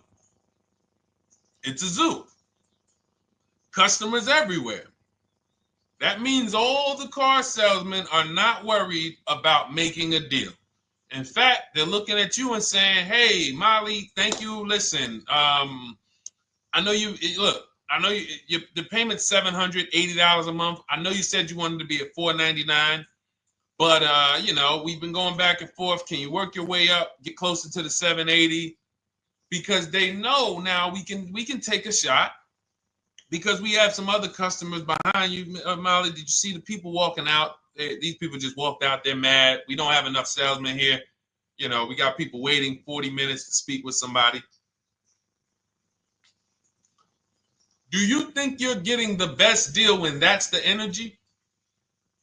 Yes or no? Let's just be honest here. See, you might forget some of the lessons that we teach if you don't have our books and if you're not in our video checklist and coaching. You might forget some of the lessons, but hopefully you won't forget the stories. So you walk in the dealership at the end of the month, the place is a zoo. It's people everywhere. They're ringing bells. They got the big clown, donuts around. Hey, you want a donut? Do we think there's desperation? Thank you, Sheila. Thank you, Molly. There's no desperation here. And they don't magically wait till the end of every month to hit their numbers. Some dealers hit their numbers at the 25th of the month. Numbers are hit. We still got people coming in end of the month. So What we want to do to answer the question is we want to be positioned. What I like you to do, for those of you who are in an emergency situation, you need a car in a week, in 2 weeks, that's fine. Everything we teach can guide you. We've had people who got their cars in 3 days. Like that's not something that is let's see. This is my second go around, much easier, more relaxing experience. Calculator definitely helps. Turned in my CRV, got a 2022 Marcus, some dealers wouldn't do. Somebody, I wanted to read you somebody who got their car in like 3 days, 5 days. That's normal. Again, like I said, we're not taking you to car college here. Like you know, our step-by-step programs can get you to your cars in less than a week, 90 minutes. But you don't want all your car shopping to be emergencies, because here's where you want to be. You want to be able to say no for up to 3 months. Reason is, there's a group of people that walk into the dealerships. They're there right now. They're desperate. They're giving off desperate energy. They can't say no. They back themselves into a corner for whatever reason. If their leases are up, maybe they don't know you can get an extension. If your lease is up this month, you can call. You can get yourself an extension for 1 month. Some leases will be extended up to 3 months, up to 6 months. Those of you who have cars and you're like, Deshone, I'm shopping for a new car, but I don't need it. I just, my car still got some life to it, but, I want to look for something new. This is a position of power to be in. This is where you want to be. You want to be able to say to yourself, all right, let me look at the offers this month in May. All right, I'm going to follow up next month because the offers change. The used car market changes. The lease prices change. The dealer desperation, it changes. I'm not letting tariffs push me into doing something and making a bad deal. I'm not doing it. I'm not worried about tariffs coming, because there's going to be deals no matter what. If the prices of the new cars go up, what happens to the prices of our used cars that we're going to be selling? See, that's how we really won during COVID. Some people who've been with me since 2021, that's how we were winning. My man John Shaw, he was one of the first people. David Isaacs came in, got his BMW. Yes, the lease prices were slightly higher back then. We were still getting under 1.5. We were still getting 1.4. John got a 1.2 on a Jeep Wrangler, but we were selling our old cars for 8, 10, 12 grand more than they would be worth today. So even if the new car market goes up, we know how to maximize the prices of the cars we're getting rid of, and we're going to offset it. So we want to position ourselves to be able to say no. That is the strength. That's the leverage where we can say, you know what? All right, I'm going to follow up next month. Now we're telling the dealers right up front, hey, call me. I'm good between now and June 18th. I'm good between now and July 20th. So now what those dealers say is, okay, this is a serious customer. By the way, we have all this in templates. In my book, you fill out the template, you fill in, here's the day you can buy a car. This is your deadline. When we blast it out, these are things you can call dealers and you can tell them, hey, I'm good between now and anytime before the summer. Call me if you get a black one with the red seats and this package in it. If you want to call around, you want to do it that way, you could do that. But what you're letting them know is, call me when you want to make a deal. I can make a deal today. Let me see the numbers today. Great. All right. If sometimes you'll see that a car is a little bit out of the range we want it to be in, you might say, man, I'm looking for it to be around, 505. This thing's coming in about 550. Okay, maybe I'll check next month, see if the program gets better. You might say, all right, dealers are saying to some of you shopping for cars that maybe every dealer is not going to have it. When you reach out to the dealers, only 5, 6 dealers have it. But they say, hey, I got something coming in May. I got something coming end of May, June. Is that good for you? See, they're desperate customers. They can't say yes to that because they back themselves into a corner. But you guys now operating with a 90-day shopping cycle. If a deal comes today, I'm jumping on it. But if you got something coming next month, I'm jumping on that. Call me when you're desperate. Call me when y'all have that meeting. Hey guys, we're way behind. Listen, we need a deal. I'll take any deal right now. Hey, is that person that Sheila McCauley, you know, that last month, her number, we couldn't make that deal last month. Did she get a call yet? Hey Sheila, did you get a call yet? No, I'm still waiting. Okay, great. We can get to your number now. Perfect. Thank you. Positioned. So we want you to be positioned when you use what we teach, whether it's the Cars from Home digital book, whether it's the Shop with Deshone. For those of you who are like, Deshone, let's do this together. I want the checklist videos. I want coaching. I want to be able to pop into the Facebook group, ask around. We can't give you that for $24. No author can give you the support. I got tons of books.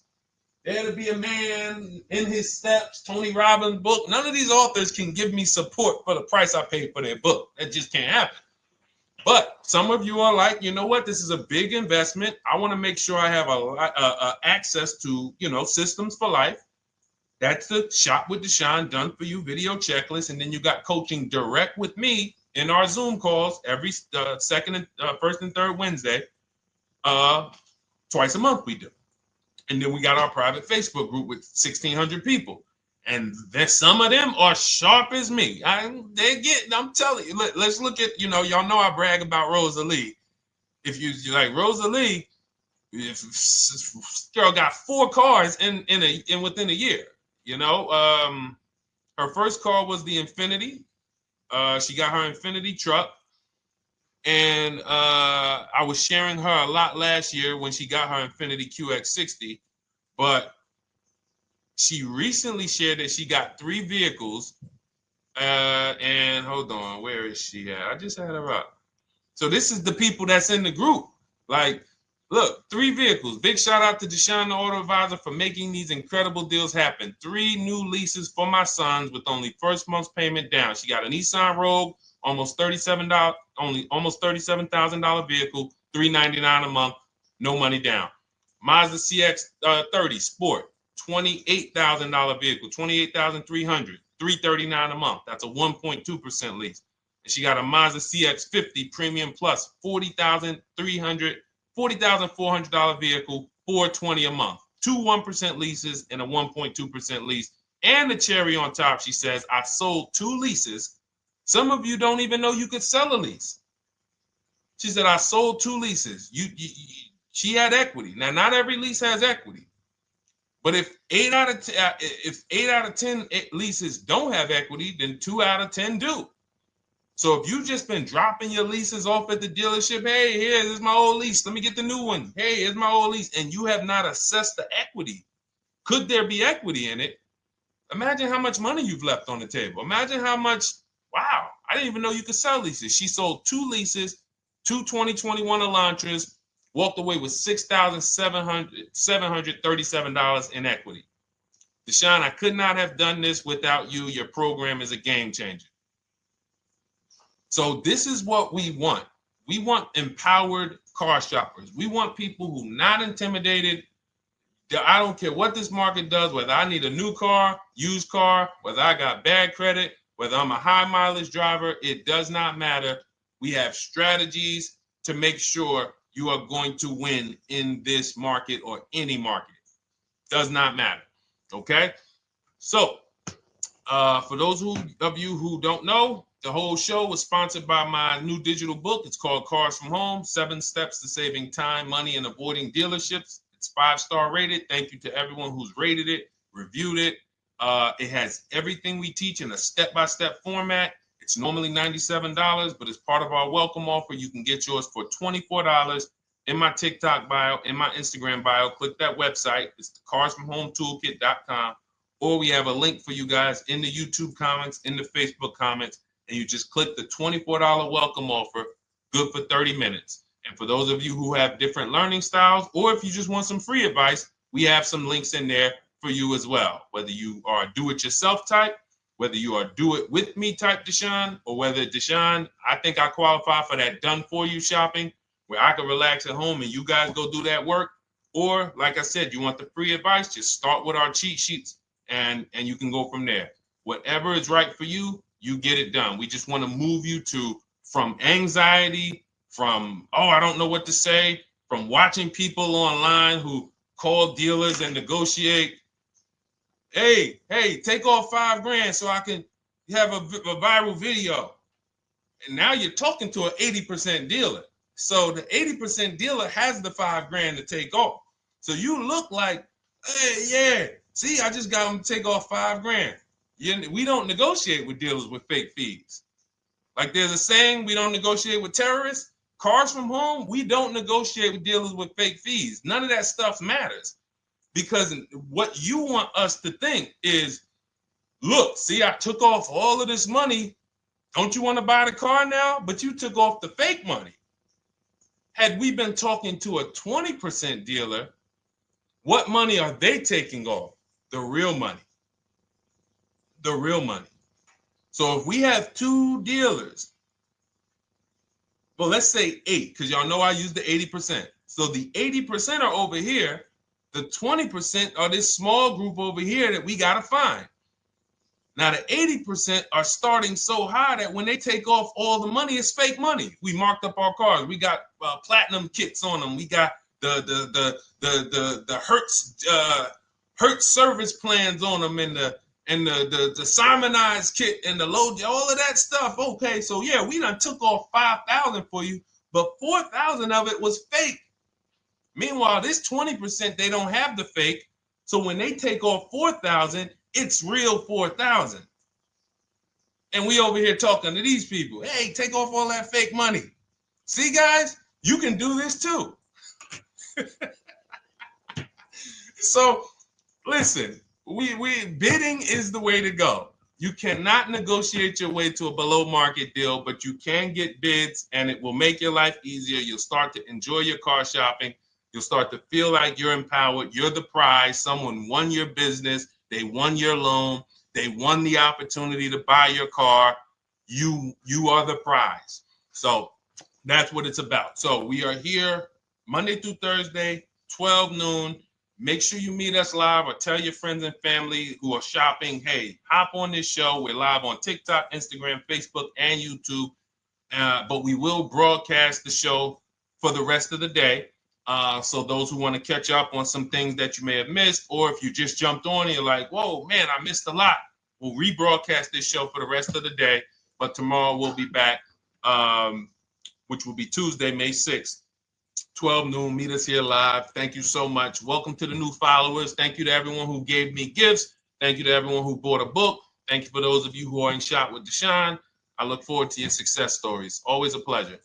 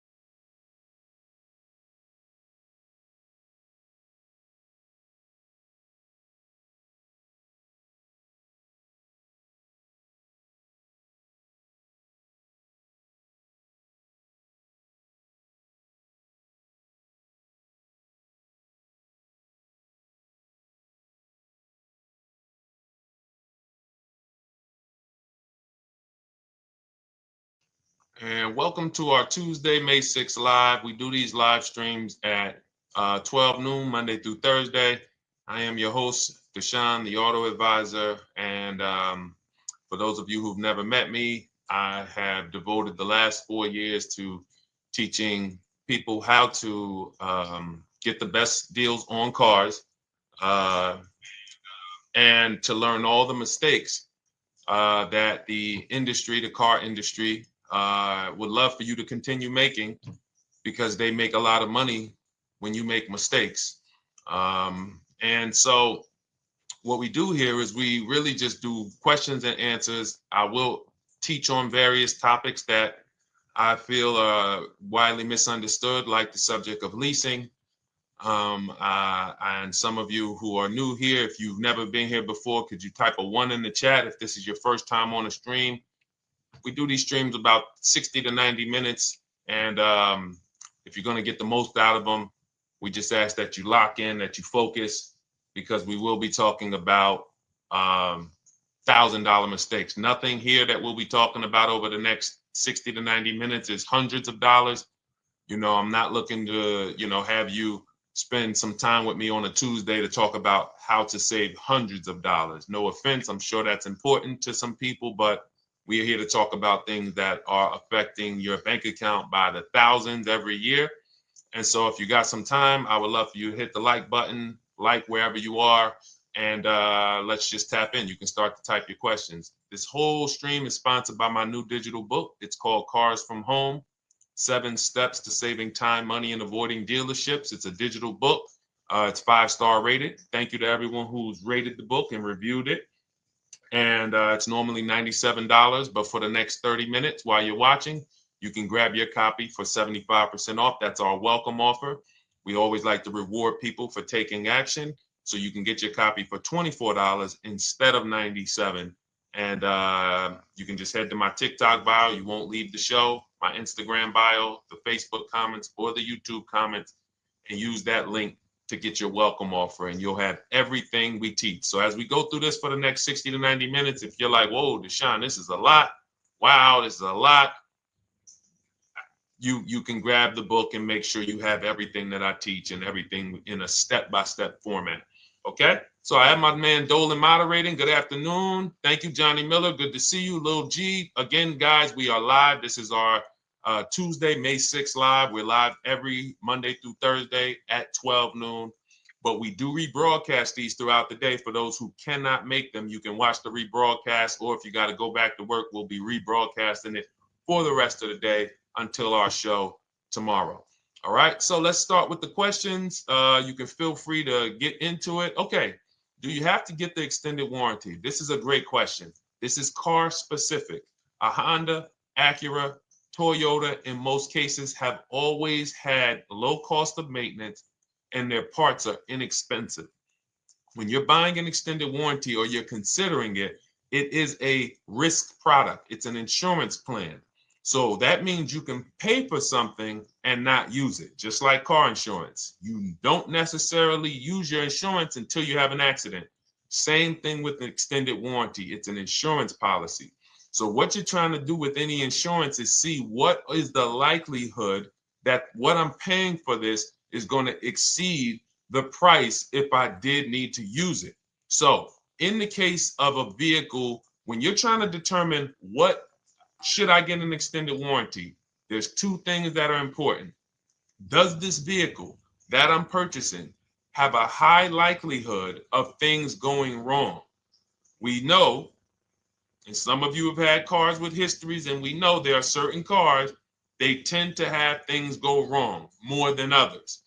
And what I like to do is go right to Google and type in repair cost, because this is the second item that we are looking at. We're looking at average repair cost. So if you're buying a 2010, a 2015 Nissan Altima, 2018, Hyundai Sonata, you go right to Google, you type in 2018 Hyundai Sonata average repair cost.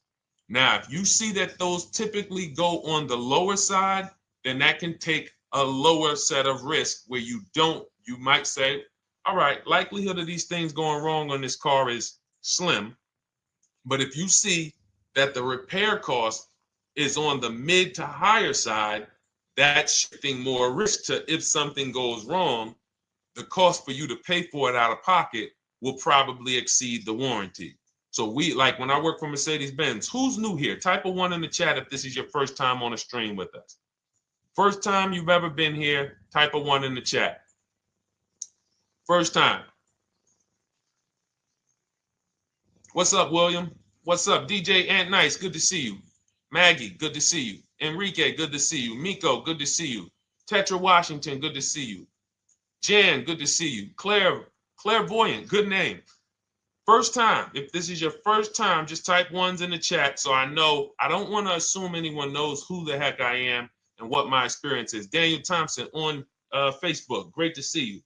So I worked for Mercedes-Benz for 5 years, General Motors for 5 years, and I ran my own brokerage, my new car brokerage, called Cars from Home. I started it in 2016. Now, when I worked for Mercedes, when people were purchasing a Mercedes, what I would tell them is buy as much warranty as you can afford. Buy as much warranty as you can afford, because I knew that when something breaks on a Mercedes, nothing's under $1,000, and typically it's $2,000-$3,000. So a $4,000 warranty on a Mercedes-Benz is usually worth every dime. But at the same time, we have cars that, again, less likely for things to go wrong. And then when things go wrong, if they go wrong, they can typically be repaired inexpensively. Good to see you, Arms Reach. Welcome on Instagram. Shout out to the people checking in live. Great to see you all. So that's how you're measuring extended warranties. You don't want to get an extended warranty on a vehicle that has a low cost of repair and a low likelihood of things going wrong. You can then take your money, put a little bit to the side, have a little emergency fund, that same $3,500 that you would have put into the warranty, or $2,500, you put that to the side over the course of a year, 2 years, put $100 a month to the side, and then have that be your cushion just in case things go wrong. It's better for you to have that money in your bank account, and if things go wrong, you take it to your mechanic. You must have a local mechanic.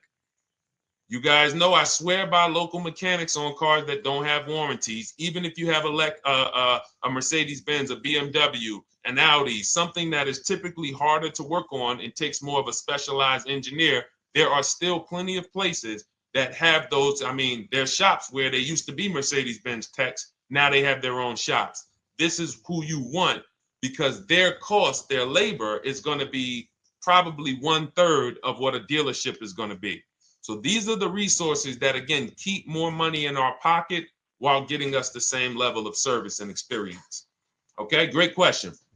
Welcome, Uncle Nene. Good to see you. Uncle Nene. All right, listen. Nicole, good to see you. All right, Dolan, you can pull up the next question. Feel free to start typing your questions. And as we get more questions in, we'll try to get to all of them. You guys know we're not always able to, but we do try to get to all of them.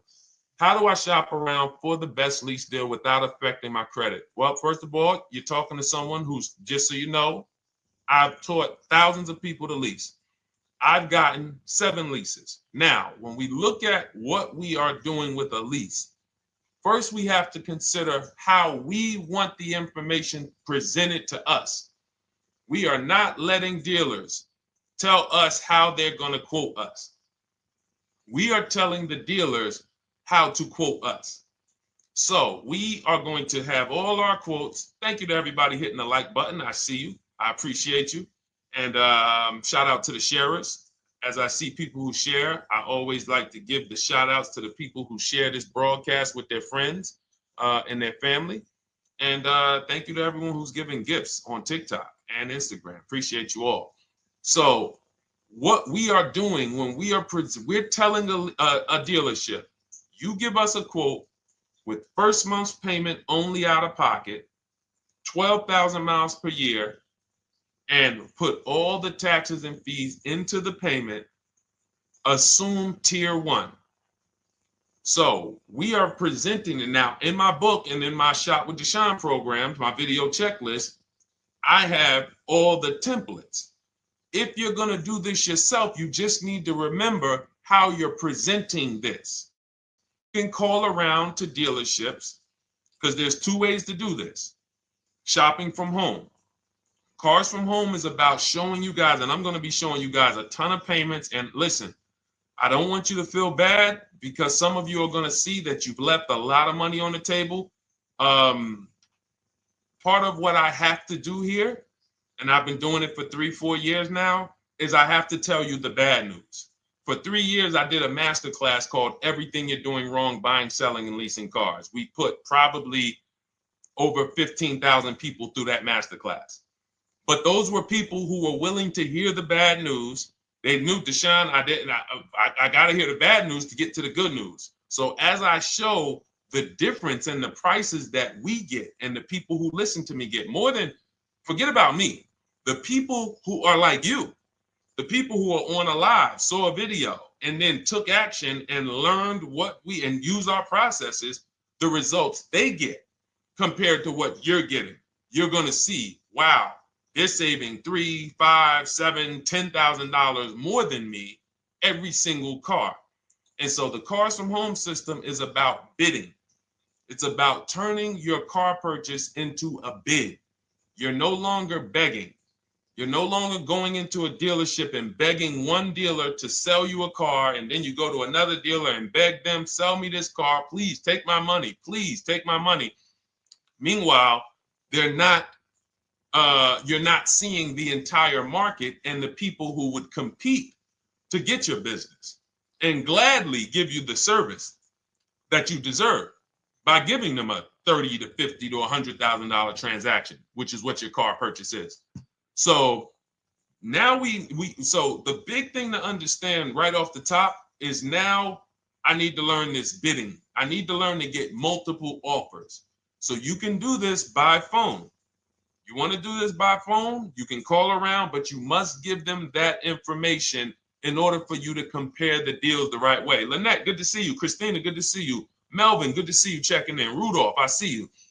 Once you actually give them that information, 12,000 miles per year, first month's payment only, due at signing, taxes and fees in the payment, assume tier one. I want the tier one offer.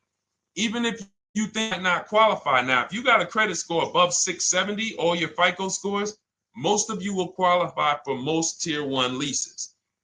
So you want to see, what does this look like as I get my offers? Once you get your offers in this format, you can use the 1% rule as the gauge. The 1% rule is been around for more than 20 years. Everyone who leases and who's savvy, we understood if your lease payment is 1% of the MSRP or less, you stole the car. That includes taxes, that includes fees. You're still in the car. So example, we're looking at a $30,000 car, Hyundai Sonata or a Hyundai Elantra, $30,000 car. When we shop all our offers, if that lease payment is $300 per month, with only $300 due at signing. In other words, I show up, here's $300. Good to see you, GDTV. Thank you for checking in on YouTube. Once I give you that $300, that's my payment for the next 35 months. So that's a very, very low percentage of the car you're paying. It's a 1% rule. Now, in order to get a 1% lease, you need a great lease program, which means the bank has to be supporting the car, rebates, incentives, and then you need the biggest discount, the dealer who's going to give you the biggest discount. Now, one of those we can control. One of them we can't. Which one can't we control? And for those of you who are new here, we don't play around here. But my people who are moving, and again, I'll show you, like a lot of people, we got a lot of people who've been following us, using our processes. They're locked in. They're not casually on a live here. We're not casually here talking. They are locked in. Like, boom, okay, I hear you. They're answering, they're typing, they're not, vacuuming in the kitchen and trying to hear. You can't do. We're talking about your second most expensive purchase of your life. It's going to be, you got to lock in. You got to challenge yourself to block out the distractions while we're on this stream, because this is your money. And if you don't take your money seriously, the car salesman will take your money seriously. Oh, I like that. Praise the Lord. God is good. You don't take your money seriously, the car salesman will take your money seriously. Man. So, all right, now somebody remind me the question I asked. I got so happy about that little catchphrase that I forgot who we were. So I know we were discussing, okay, we're talking about the 1% rule. So now, one of the things we can't control is the bank. We don't know what the lease payment, what the lease program is on a car. So when we shop cars, We are going to now look at multiple offers, and here's what you're going to see. Now, I'm going to show you an example of how we know or how we expose where the dealers are concerning pricing. Now, you can't see this on TikTok, but on YouTube, Instagram, Facebook, you guys can see this. I'm going to tell you guys about it. YouTube just doesn't let us do the same type of stream. But this is a particular Infiniti that we shop for. We have offers ranging, this is a $61,000 vehicle. We have offers ranging from $680 per month, which is a 1.1% lease. So a $61,000 car, $680 per month, that's 1.1%. We divide the monthly payment into the MSRP. Now, we can see here that there are some offers already from dealers that are almost $900, $889 per month. $889 per month, $873 per month. So now when we look and we say, whoa, how can we have we have all these dealers have the exact same car, yet one of them is $200 per month higher than another dealer. Exactly. We call them the 80%. The 80%, even after back and forth, even after, hey, we'll take off some money. All right, we'll drop the payment $50 a month. Their offer is still so high. It's a horrible deal. Now, why would they offer this? And this is consistent. So I don't want y'all thinking, well, the dealers that I walk into, they're different, Deshone. They take off more money. It does not matter what you think. If you don't have the market reports, if you don't know how to get multiple offers so that you can see, we do this all around the country. We have students all around the country in Cars from Home. We have people we shop for. We have over 13,000 books sold now. Like, we have lots of data to prove this. 80% of dealers are going to be overpriced. This is another particular deal on a Toyota, a market report. And you guys can see that the out-the-door prices here, list price, $32,000. Out the door price with taxes and fees, $38,000. That means that dealer is charging all types of fees on top of their price. The $39,000 MSRP. Look at line number 3. $39,000. Out the door price is $41,000. We can see $39,000 out the door includes taxes, includes all the fees. So we can see that these out the door prices in the left, in the right column, are way higher than the MSRP. $35,798. Out the door price is $39,700. But look at the green. Look at the green. This is what we call, we found the dealer at this time who wanted to win the bid. They wanted to win the bid. They needed the car sold. This is a rotation. We don't say to them, wow, they won the bid one time, so they must win the bid all the time. No dealer can win the bid all the time, or they'll be out of business. But in this particular case, at this particular time, for this particular client, this dealer said, we're going to sell this car for that's $35,500, and out the door with taxes and all the fees, $34,994. That is a over $4,000 discount off this vehicle. When all the other dealers are, not only are they not giving you a discount, they're charging over list. And they might come and say, all right, we'll take off $500. We'll take off $1,000. We'll take off $1,500. They might start so high with you guys that you think, wow, they started up here and I talked them down. They took off $3,000 from me, but they already were $3,000 in fake fees, protection plans, and all of this padding, dealer adjustments, which is fake fees. So whenever they say, because the dealer gets a minimum of a 6% profit margin, from list to invoice, we have profit. From invoice to holdback to triple net, we have money. That's all the profit margin.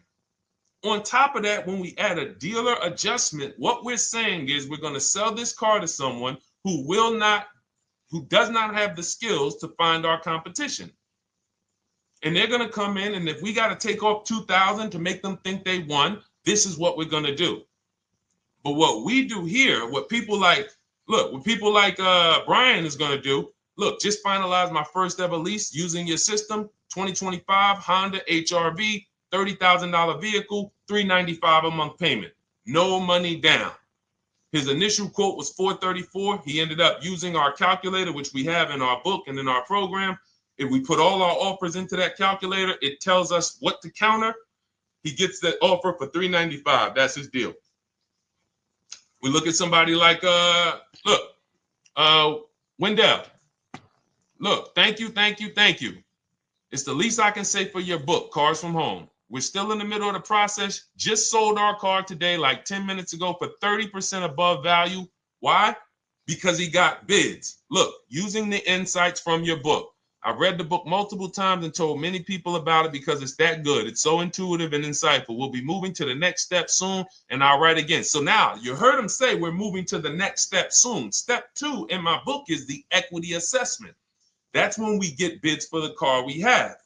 We get bids. You're going to go to, listen, you should never be trading your cars in. Let me ask you all a question.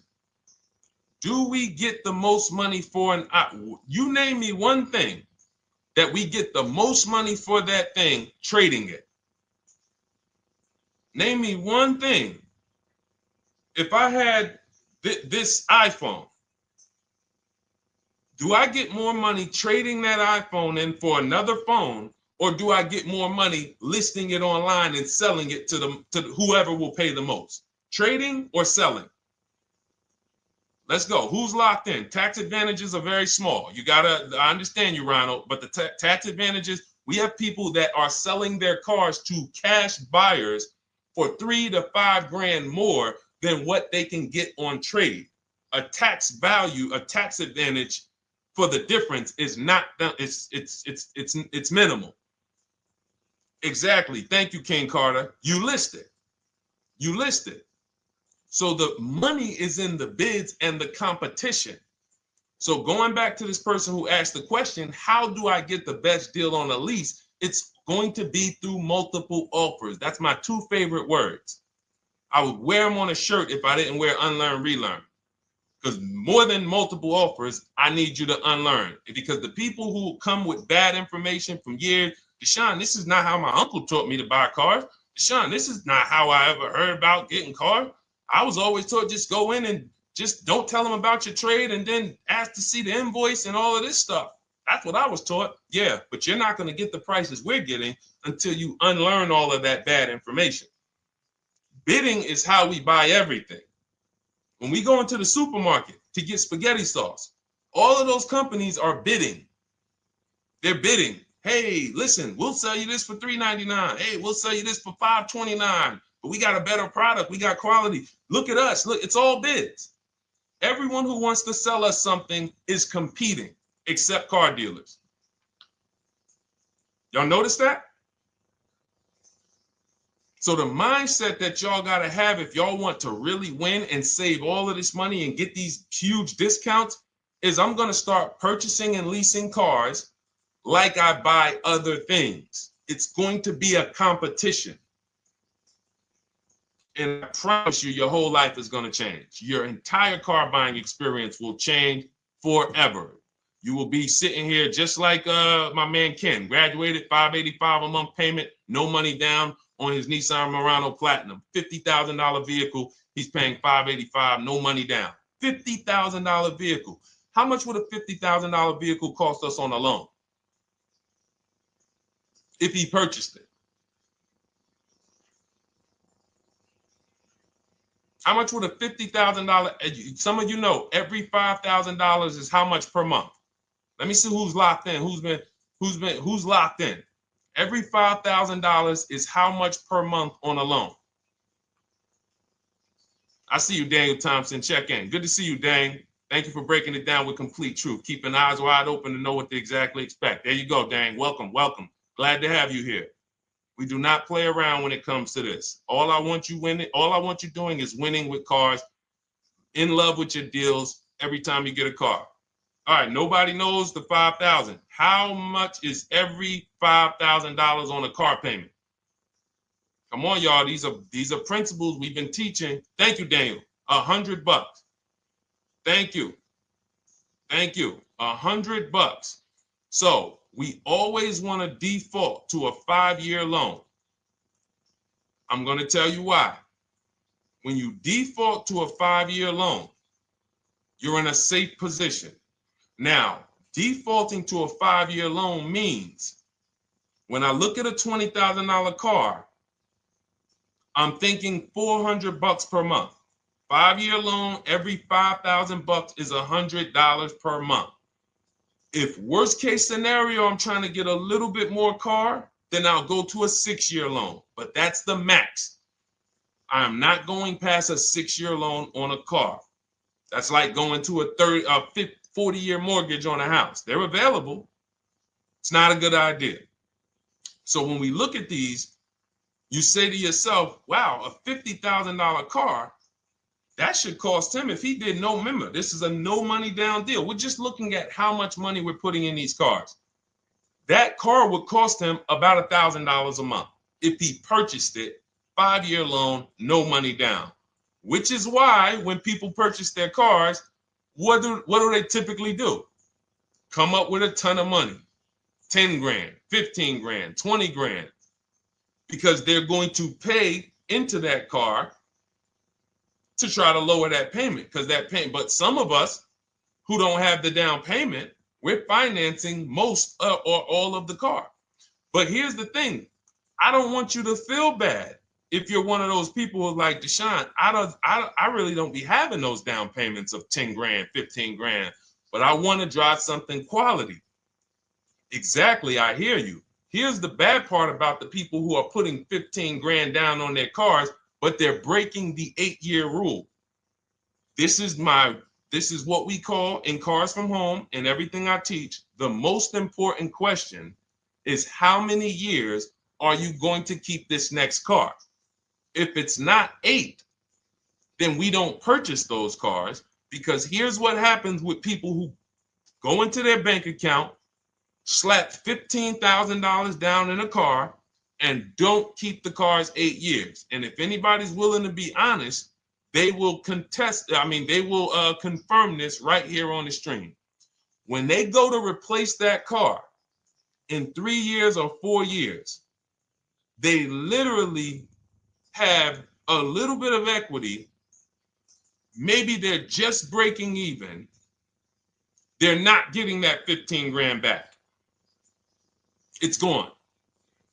It's gone. Anyone who puts 10 grand down on a car and then comes back in 3 years, 4 years, all right, I had the car 4 years, 5, listen, I'm going to switch this thing up. They still have a payment. They are barely breaking even. Meanwhile, their payment was 400 or 500, almost double what it would have been if they leased a car, got a below market lease, and they drove a car, no warranty after 3 years. They're driving an inferior product. So if it sounds like I'm here to destroy people from purchasing who are not keeping their cars long term, that is the goal. Because as long as you are buying cars that you're not keeping 8 years, and you buy them, you turn around and you replace them, you are going to continue to spend way more money than people getting below market leases like Ken and like a lot of other people I'm going to show you on the stream. Lots of other people. Look, dealer American Senior Benefits Plan. He's enrolled with us under his company name. Dealer MSRP on this car was $36,300. 2025 Kia Sport X line. MSR boom 561. Monthly payment is $400. Use the system back and forth. Got $400 a month on a 2025 $36,000 car. Once we put our taxes and fees in that would be a $700+ payment. $700 payment. He's paying $400. And y'all wonder why people are losing cars. $300 more per month to drive the same car? It's ridiculous. Imagine somebody like you, when you learn, now you're pulling up. I'm going to tell y'all one more story, and then we'll go into some more questions, because you might not remember what I'm saying. So those of you who have the book, you got this for the rest of your life. But you will remember, hopefully, a story. I'll tell you about my neighbor. So my neighbor finds out that I'm into this car business and that I educate. And he said, hey, Deshone, I was watching some of your videos, and I come across this 8-year rule that you teach. And his wife had actually had a Kia Telluride. Popular vehicles, probably been one of the most popular SUVs, that the Palisade, since 2007, 2019.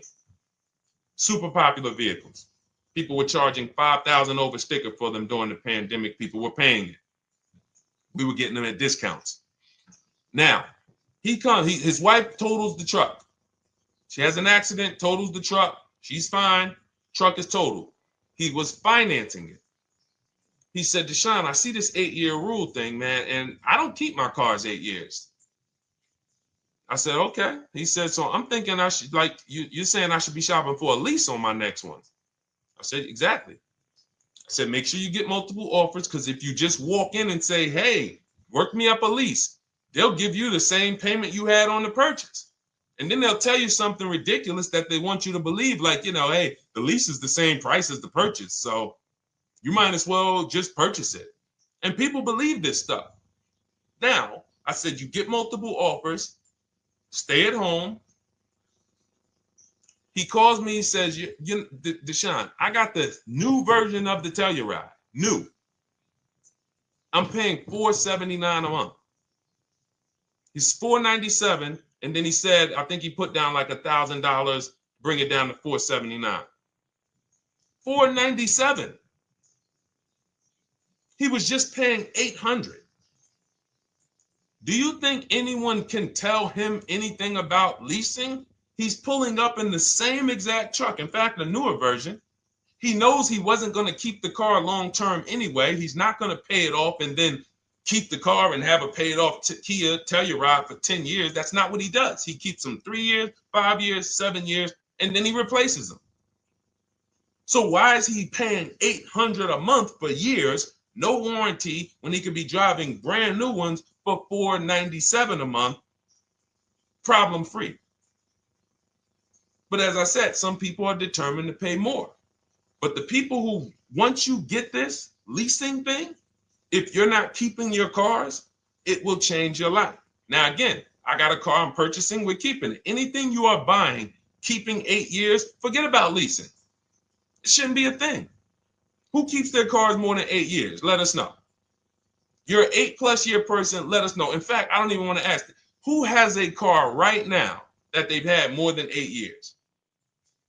And then we'll answer. I want to get Kathy's question too. And then let's get some purchase questions. Let's get some used car questions. Let's get some bank financing questions. We do it all here. But one of the most misunderstood subjects is this leasing thing, and it is costing you guys thousands of dollars every year. And you're driving old cars with no warranties, paying high payments on them because somebody told you you should be purchasing cars. I'm here to tell you they owe you money. They owe you money. All right? So who has a car right now that they've had more than 8 years? Let us know. How many years have you had it? And by the way, for those of you who just joined, this is our Tuesday, May 6th live. We are live every Monday through Thursday at 12 noon Eastern time. So for those of you who are here catching us live, that's when we're live. We will rebroadcast this and replay this show throughout the rest of the day for those who could not catch it, or if you had to jump off, go back to work. You're like, oh, I got to go back to work. You can catch it on the replay throughout the day. But we are live Monday through Thursday at 12 noon. So welcome to the people who are here. EJ, driving a lot of miles does not matter. Let me break this down for you. So right now, let's go to somebody who else has a lease. Let's look at, because who's heard with leasing you can't drive too many miles? Who's heard that, right? Type me if you've heard that. Let's go. Type me if you heard that.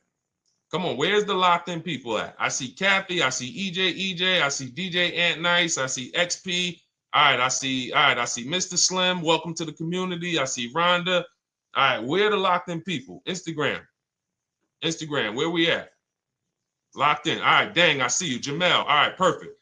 So, Sherry, I see you. Sherry Baker on TikTok. So you've heard, oh, you can't drive a lot of miles with a lease. Let's be clear here. You choose the mileage on your lease. It's not selected for you. In fact, the only time it is selected for you is if you don't realize you choose it. That's the only time they're going to choose your mileage for you. If you go in and you do something like, hey, work me up a lease deal, they're probably going to work you up a 10,000 mile a year lease deal. And they're probably going to say, hey, you need $3,000 down, and this is going to be your payment. And next thing you know, it's a high lease, and it's just terrible. Happens all the time. We tell people how to quote us. First payment due at signing, taxes and fees in the payment. So now let's look at a lease, and let me show you what it would look like. So this is Val Boss Lady.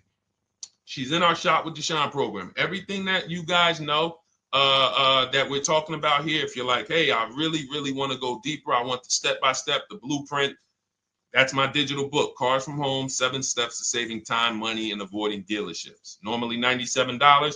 You get a welcome offer. It's 30 minutes because I want to see you win, and you get 75% off for 30 minutes. If you go to my TikTok bio, Instagram bio, YouTube comments, Facebook comments, click those links, and then click that one that says $24 welcome offer. 30 minutes only, reward for taking action. You have everything we teach, the low market leases, the low market purchases, used cars, bank bidding war, making banks and credit unions bid, all of that, $24. You can, somebody emailed me yesterday, said, I'm $15,000 up with what I've learned from you already. And so if you can get it for $24, you can save tons of money for the rest of your life on a $24 investment. In this case, Val's in our, she's more of a wants to do it with me type. Videos, checklist, she doesn't want to read. That's our Shop with Deshone, do it with me program. I coach people. And so she gets a deal on this particular car. Same information, by the way. Not better information here than the book. It's just different learning styles. So she gets a $51,000 electric vehicle, 2025, beautiful vehicle. She's paying 1.16. So her payment on this car, on this $51,000 car, let's continue to make sure we understand the price of these cars. $51,000 car, her payment is $591. No money down. Now, some of you might say, wow, if I got $591, I'd probably put like $3,000 down, bring it down to $499. You could do that. That's how we can do. We can do that because she already got an incredible deal. Then we're just determining how we want to structure our payment. And thank you for everybody sending me gifts. I appreciate you. Thank you for all the badges. I don't take it for granted. And thank you for everyone who's hit the like button. Those of you who are double tapping the screen. Every time you hit something on TikTok, you like it, you double tap the screen, you keep running those likes up. We appreciate you. It does matter. It helps spread the word. So let's say Val wanted, she's a high mileage driver like EJ. Let's say, EJ, how many miles per year do you drive? 20,000, 25,000? Let us know. I'm gonna show you why. In my book, I have 2 strategies for high mileage drivers. I'll tell it to you guys right now. How many miles a year do you drive, EJ? 25,000, 20,000? Those are both high. Let us know. Or if anybody, else, because, anybody else who's a high mileage driver, let us know. How many miles? 26. All right. Thank you, EJ. So let's just round that to 25 for now. Let's just round that to 25. So let's say instead of her $591 payment for a $51,000 car, now you could shop for a $30,000 car and you can have a 1% payment. If it was, a similar deal, you'd be paying $300 a month. In her case, she has a $51,000 car. She probably wanted a nice SUV that looks beautiful, that some other people are paying $1,000 a month for. She's paying $591. But if she wanted to bump it up to 15,000 miles a year, she'd be paying another $30 more per month. She'd be paying $620. Now, if she wanted to bump it up to 20,000 miles per year, she'd be paying probably another $80-90 per month. So she'd probably be paying $700 to drive 20,000 miles per year. Now, let me tell you guys, because some of you guys who are like, yo, man, those payments are high. We're talking about $50,000 cars here. So if you were shopping for a $30,000 car or $35,000 car, naturally, if we took the same exact numbers, let's take a $35,000 car, 1.16 lease. That's a 406 payment, probably $399. So now, in order to go, and let's say you're a high mileage driver, just like EJ, you want to add another 15,000 miles to your lease. You're probably going from 400 to 550 or 575. But you have all the mileage you need. And here's the beautiful thing about that. If I'm paying $175 more per month, but I get all the mileage I want, and when I drop this thing off, I get a new one, I don't have to worry about negative equity, and I put no money down. That is way better than what most people are doing out here, what everyone's doing. Because I'm gonna tell you what most high mileage drivers do who don't put money down. They will go in, buy a car, take a super long loan, 6 years, 7 years, just so they could afford the payment. Now, here's what happens. They drive the car, they put 25,000 miles a year on it. They come back in 3 years or 4 years, and they say, wow, I got 100,000 miles on this thing already. Let me go and swap out the car. What situation are they in at that point, guys? You put 100, you got a 6-year loan, average loan. You drove 25,000 miles per year. You put 100,000 miles on the car in 4 years. You come back, you still have 2 years of payments left. 15 grand negative equity.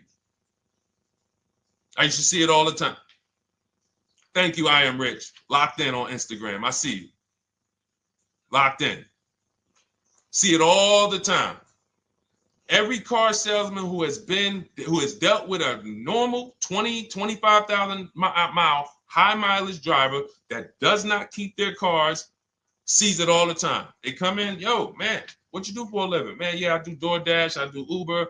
Oh man, I work in sales. You know, I'm on the road a lot. You know, I'm here. You know, all right, I want to replace this thing. I got like 110,000 on it. Okay, you still got a loan on it? Yeah. All right, we already know you got negative equity. Then we appraise the car. All right, the car's worth like 7,000. How much you owe? Man, you owe 19,000. All right, well, what can I do? Can you get me into something?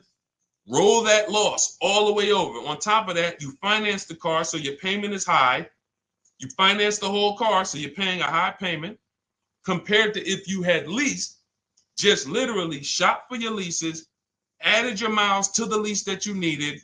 You're paying $175 more per month. You got a brand new car. And I'm going to tell you, I did not make this up. I learned this from someone.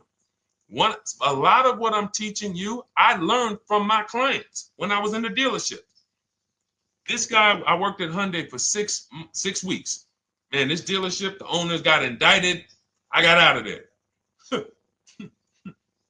Way before the owner got indicted. It just had straight up highway vibes, like the worst you could ever imagine. As I was in there for 6 weeks, I was a manager. I enjoyed being a manager. We did a lot of deals in my department in 6 weeks. But I said, I am out of this place. Anyway. But I learned something very valuable there. We had a client a customer was returning his lease on his Hyundai Sonata. Guy comes and I'm grounding the lease. I'm doing the paperwork for him. He has 72,000 miles on the car. 72,000 miles. I said, how the heck? I said, you lease this? He said, yeah, I always lease. That's all I do. He said, I used to buy my cars every single time I came. I had to put large down payments, 10 grand, and then I'm still having negative equity when I come to trade it in. I'm having high payments. It's ridiculous. I looked at his payment, and let's say the average payment for a good deal on a Sonata at that time was $300, $325, whatever it was. He was only paying like $550. He was only paying like $150, $175 more per month. He had a 25,000 mile a year lease. And that's what he did. I drive these cars. I'm on the road. Boom, boom, boom. I change my tires. I do my maintenance. 3 years. It's a fixed cost.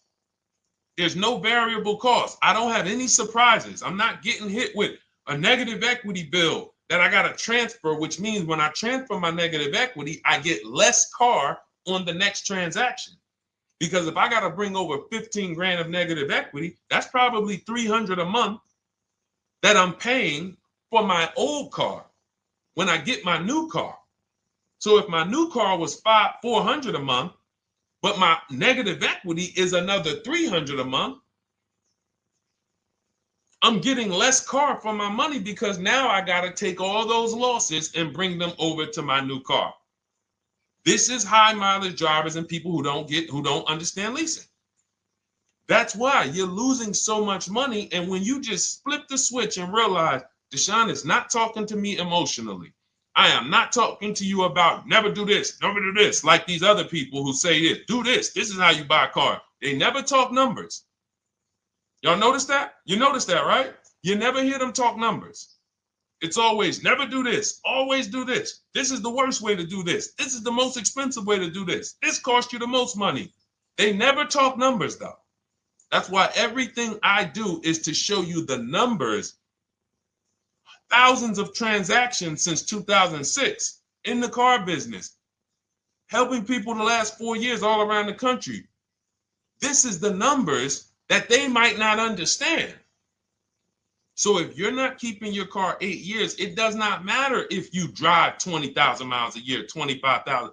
You should be looking at a high mileage lease. Or my second strategy for high mileage drivers is this, because some of you want a nice car. This is for my people who you're like, man, Deshone, I'm on the road. I got my car that I do my work in. I kind of, slep it around.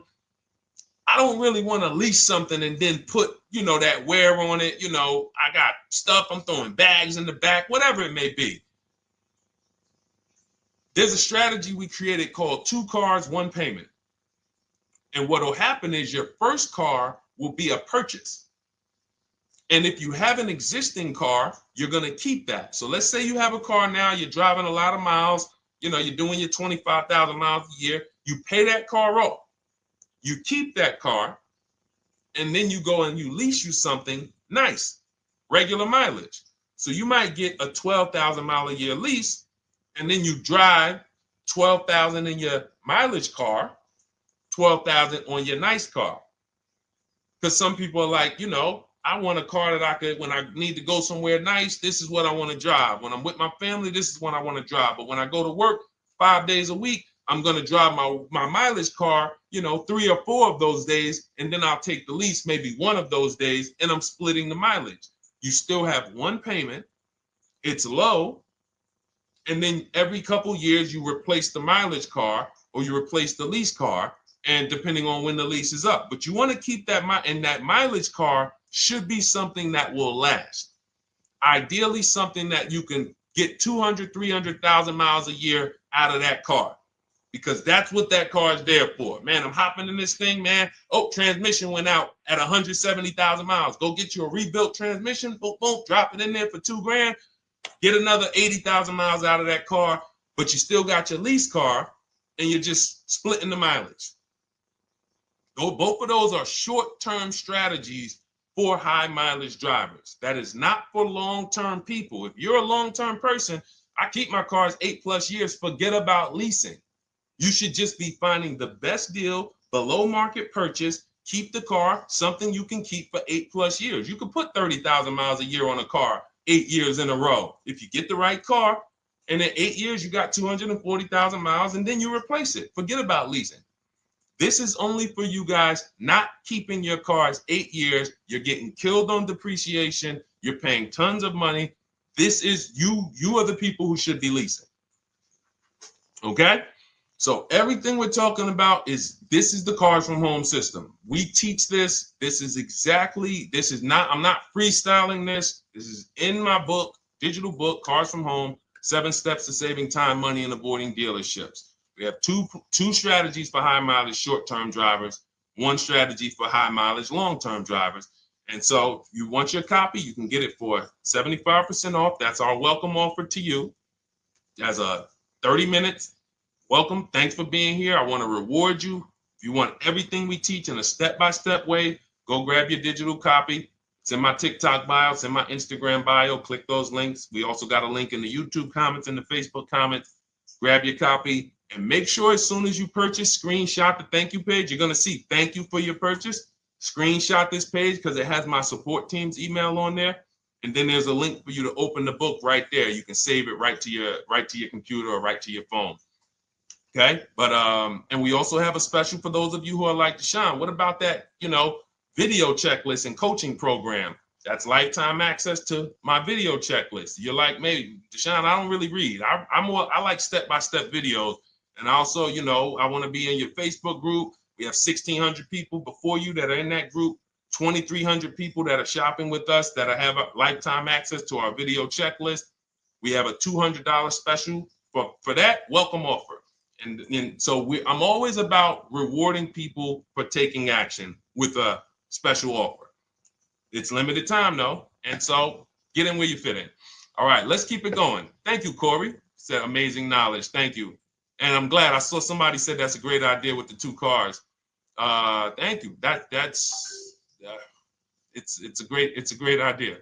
All right. You've convinced me to lease my next vehicle. Awesome.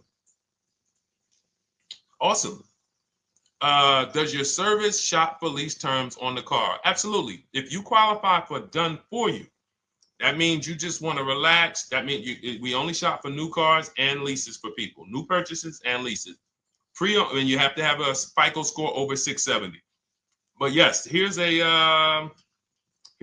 a market report that we prepared for a client.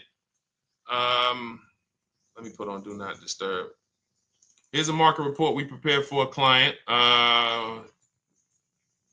Okay, so I showed you that that's an affinity. We didn't even finish that. We had just started for this client. But this is, do I have one here? No. Do I have a lease market report here?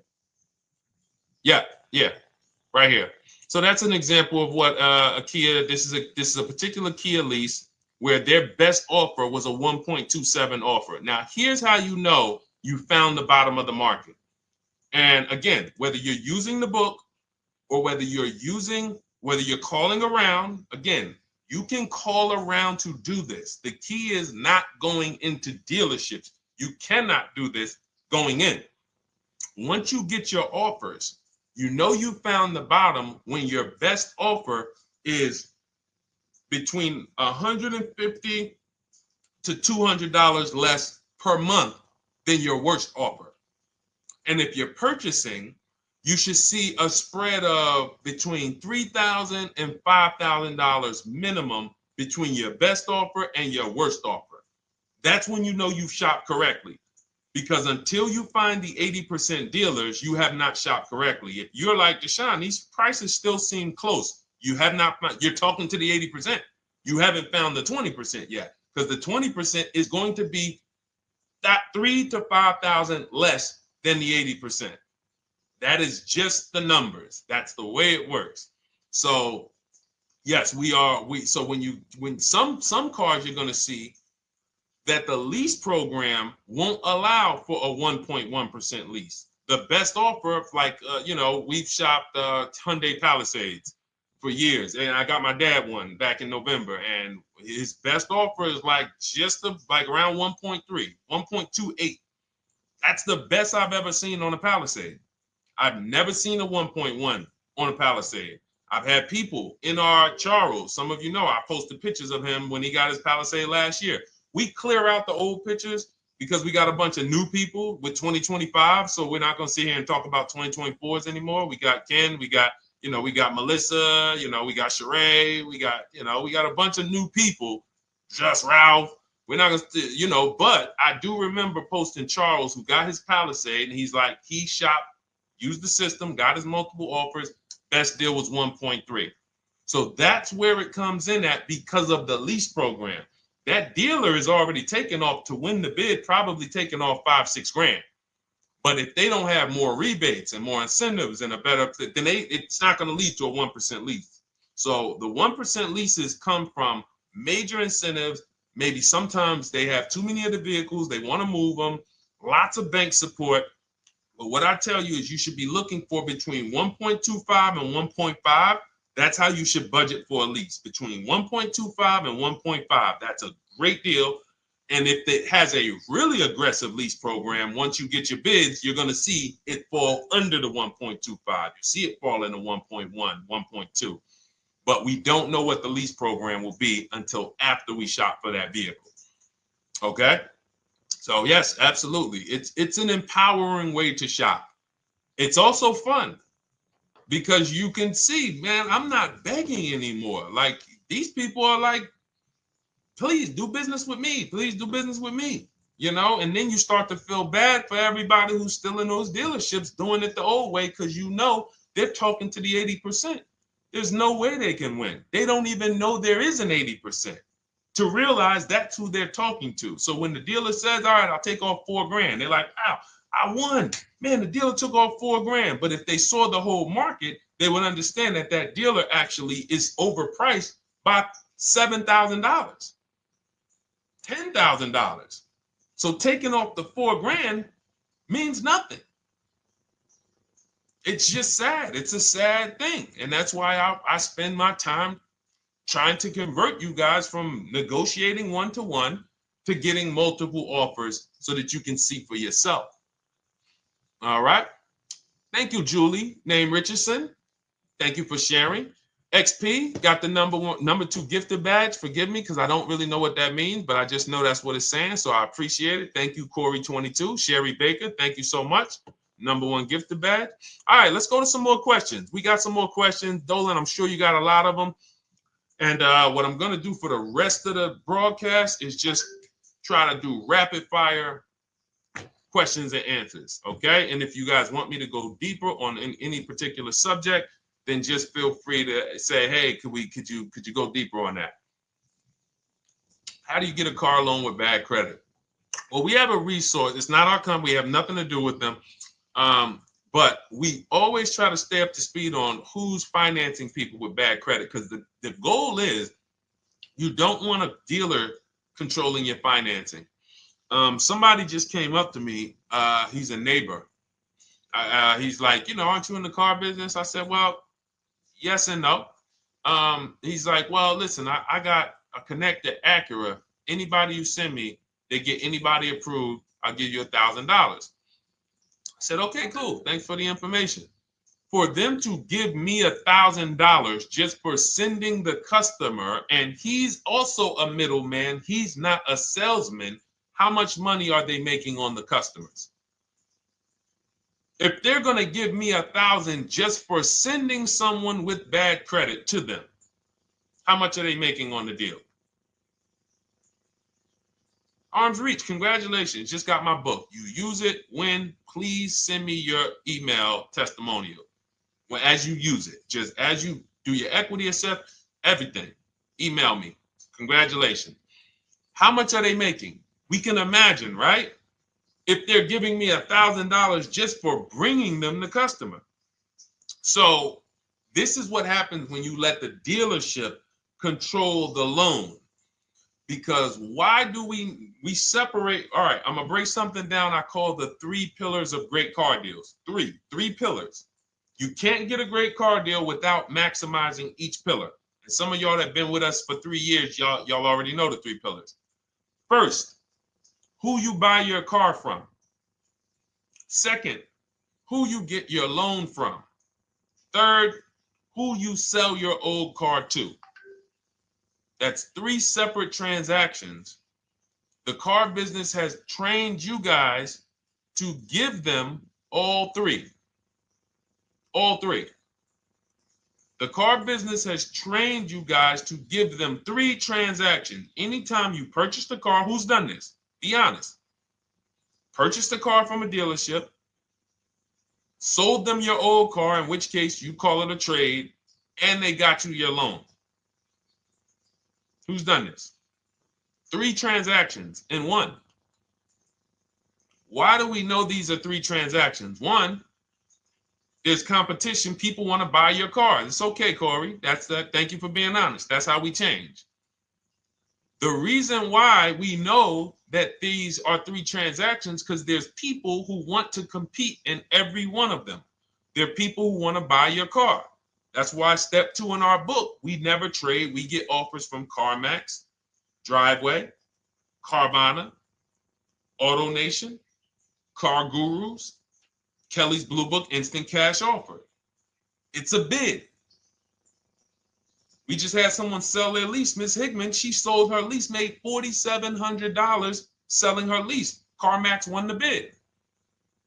Drove the car for 3 years, had equity. She dropped her lease off. They gave her $4,700. Won the bid. That's one pillar. Second, who I'm going to get my loan from if I'm getting a loan. Those of you who are paying cash or leasing, this is not a pillar. But we need to bid out our loan. We had a great talk yesterday on our show yesterday where I asked, who do you guys get your loans from? Most people said the bank, the credit union, the dealership. One person said the right answer, whoever gives me the best APR. That's the right answer. And then we have who we buy our car from. There's banks and credit unions that want to compete for our loan. There's multiple dealers who want to compete to sell us a car. So we can't get a great deal until we have bid out each pillar. And that's why when we have bad credit, if we let the dealer now control, this dealer has a car. We didn't bid out that car to find out, is it a great price? Now they're also giving me the loan and they're charging me 25%. We didn't bid that out to see, is that the best loan I could get, even with my bad credit? Is that the best loan I can get? So the key, what you want to do first if you have bad credit is I'm online looking for anyone who will finance me with bad credit separate from the dealer. I'm not going to Carvana.com and saying, hey, you can get a car with us you can get a loan with us as long as you buy a car from us. You're mixing the transactions. You're taking away my ability to get bids. I'm finding someone you should check out. There's a resource. Oh my goodness, what's the name of the company? It's in my book, but I want to give it to you. Goodness, it's slipping my mind right now. Send me an email or DM, because here's the thing. If you use just that part and get the loan funded, but you don't know how to bid out everything else and structure your transactions, and are you keeping the car 8 years? Because if you're not keeping the car 8 years and you're like, Deshone, I hear you talking about leasing. I'm not keeping my car 8 years, but my credit's not good. The only purpose, if you telling me that I could be driving brand new cars for cents on the dollar, but I don't qualify right now, this car that I'm going to get is to set me up. So I'm not going to get a $30,000 car. I'm going to get me a $12,000 car, $10,000 car, the cheapest car I can get a loan on, so I can establish a payment history. And once I establish a 2-year payment history, yeah, I'm going to drive a car less than what I could drive. I got the money. I could afford more than this. But you're not setting yourself up for the right transaction. You should be setting yourself up and saying, all right, I'm going to sacrifice with this car, drive something that I know this is not my ideal car, but I'm going to build 2 years of payment history. So when I go and I swap into my lease in 2 years, I'm out with a brand new car. I'm paying cents on the dollar, and I won. But it was a plan. It was a long-term plan. This is the second most expensive purchase of your life. You can win every single time, or you can lose and set yourself and your family back 5 to 10 grand each car or more. Every time you get a car, it's 5 to 10 grand more you're coming out of your family's bank account than what could have. Then you got the car breaking down. Now you got tow trucks, all because you don't have an actual plan you're rolling out. And that's what I see a lot of people do with bad credit. Oh man, I got bad credit. I'm just going to go and get me something. I could afford $600 a month. And they go and buy the most expensive car. But because 25% interest is on the loan, they're not getting the most car for their money. Now, 3 years down the road, they're going to pay the high payment, still have negative equity because the interest is so high. And then they go and swap and do it again. And because the payment's so high and the car is older, because they want something fancy, but they really can't get that because, again, the interest is high. That's eating into their budget. Now, they're going 3 years down the road. They missed 3 payments. They were late 3 times, so they're no closer to leasing. Credit's still bad. This is disaster. So if you're a long-term person, I break it down for you guys into two groups of people: long-term, short-term. Long-term high mileage driver, short-term high mileage driver, different plan. Long-term bad credit person, short-term bad credit person, different plan. If I'm a long-term person with bad credit, here's what I'm doing: finding the absolute best car I could find, getting bids, either new cars or used cars. We got the strategies for both. You can use the marketplaces, cars.com, Car Auto Trader. We got a whole strategy for how we find used cars, but you find that car, you pay your loan of 20%, 19%, 18%, if that's the best you can get. Because here's what you're going to do.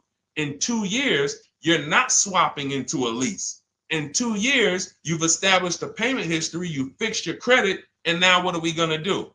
You got a quality car. You're not thinking about trading it. You're not thinking about replacing it. You're like, man, this is my car. It's a great car. I'm just paying daggone 20% interest. What do I do now after 2 years? Now that my credit is good because I got a quality car, dependable car, I'm focused on fixing my credit over 2 years. What am I going to do after 2 years? Anybody?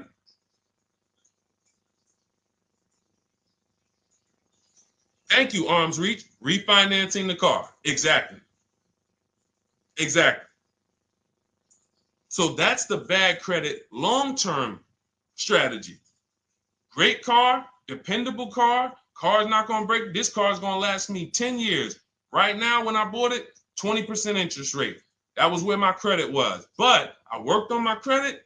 Boom. I'm a 690 now. I'm a 720 now. I'm refinancing that into a short-term, into a shorter-term loan, and I won. Pay this thing off, and I'm going to keep it. Nothing to talk about leasing. Leasing only comes into play where the 8-year rule is concerned. I'm not keeping this next car 8 years. I should be setting myself up to lease, or I should be leasing. That's how I'm going to save the most money, keep the most money in my bank account, have the best car. Not even close. Not even close. All the wins for the purchasers are after 8 years. People are like, man, Deshone, I got a car, man. I had this thing 12 years, man. It's been paid off for 6 years. I ain't had a payment. I love it. Long-term purchaser. You won. You won. Who's in that situation? Who has a car outside that they've had for more than a decade? Paid off. You can give it to your son. You can give it to your daughter. It's an extra car. That's purchasing. That's the wins. That's what we call the reward stage of purchasing. But you got to get there. All right. All right. Let's go. A lot more questions. We got probably another 20 minutes. We'll stay on. So let's keep it moving. But again, Lynn Buzz. That's the company. Lend, LENDBUZZ.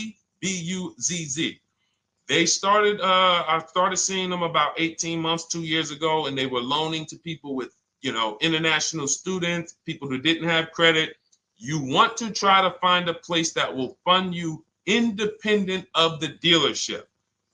That is what your goal is at all times. Independent of the dealership. Here, you qualify based on your income and your credit. You qualify for $18,000. Go find a car now. That is what you want.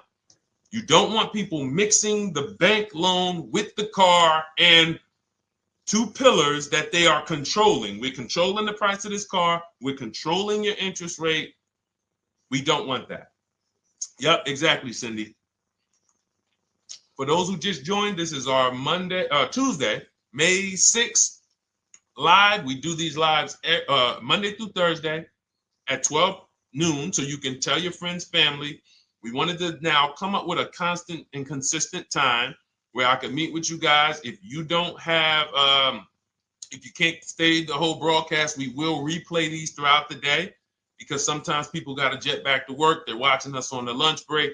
You can catch up on the whole rest of the show throughout the day, all the way up until tomorrow, and then over the weekend, we'll play a whole compilation of all the shows for people who really want to dig in and hear all the questions that we answered throughout the week on, Monday through Thursday. But if you want to join us live, set your calendar, set an alarm, meet us on any channel. We're on TikTok, Instagram, Facebook, and YouTube on the Deshone the Auto Advisor channels, 12 noon, Monday through Thursday. All right. Let's go. Next question, Dolan. All right. What are your thoughts on purchasing used versus new? It's a great question, Kathy. For me, it's a matter of budget and values.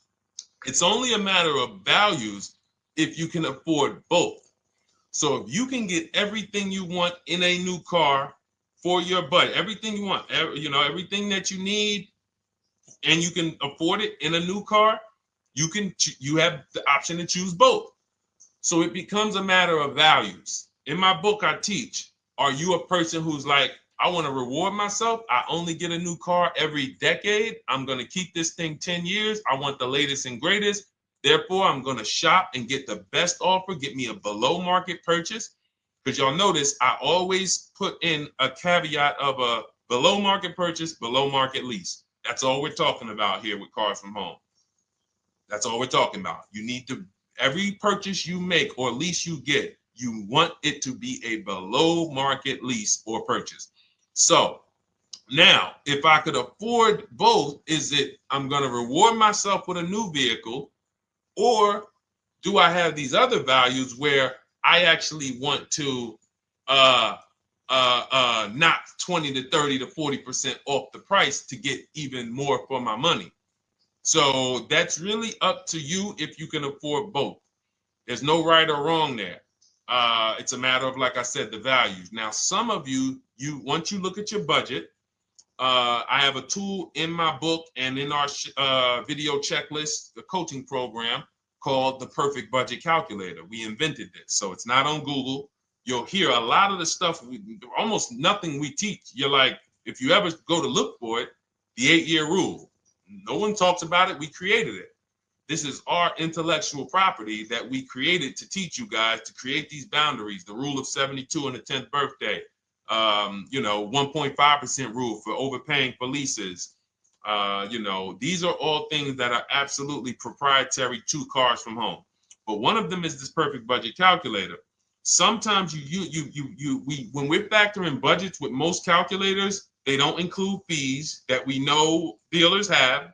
And I'm talking about legitimate fees, tax, documentation fee, motor vehicles.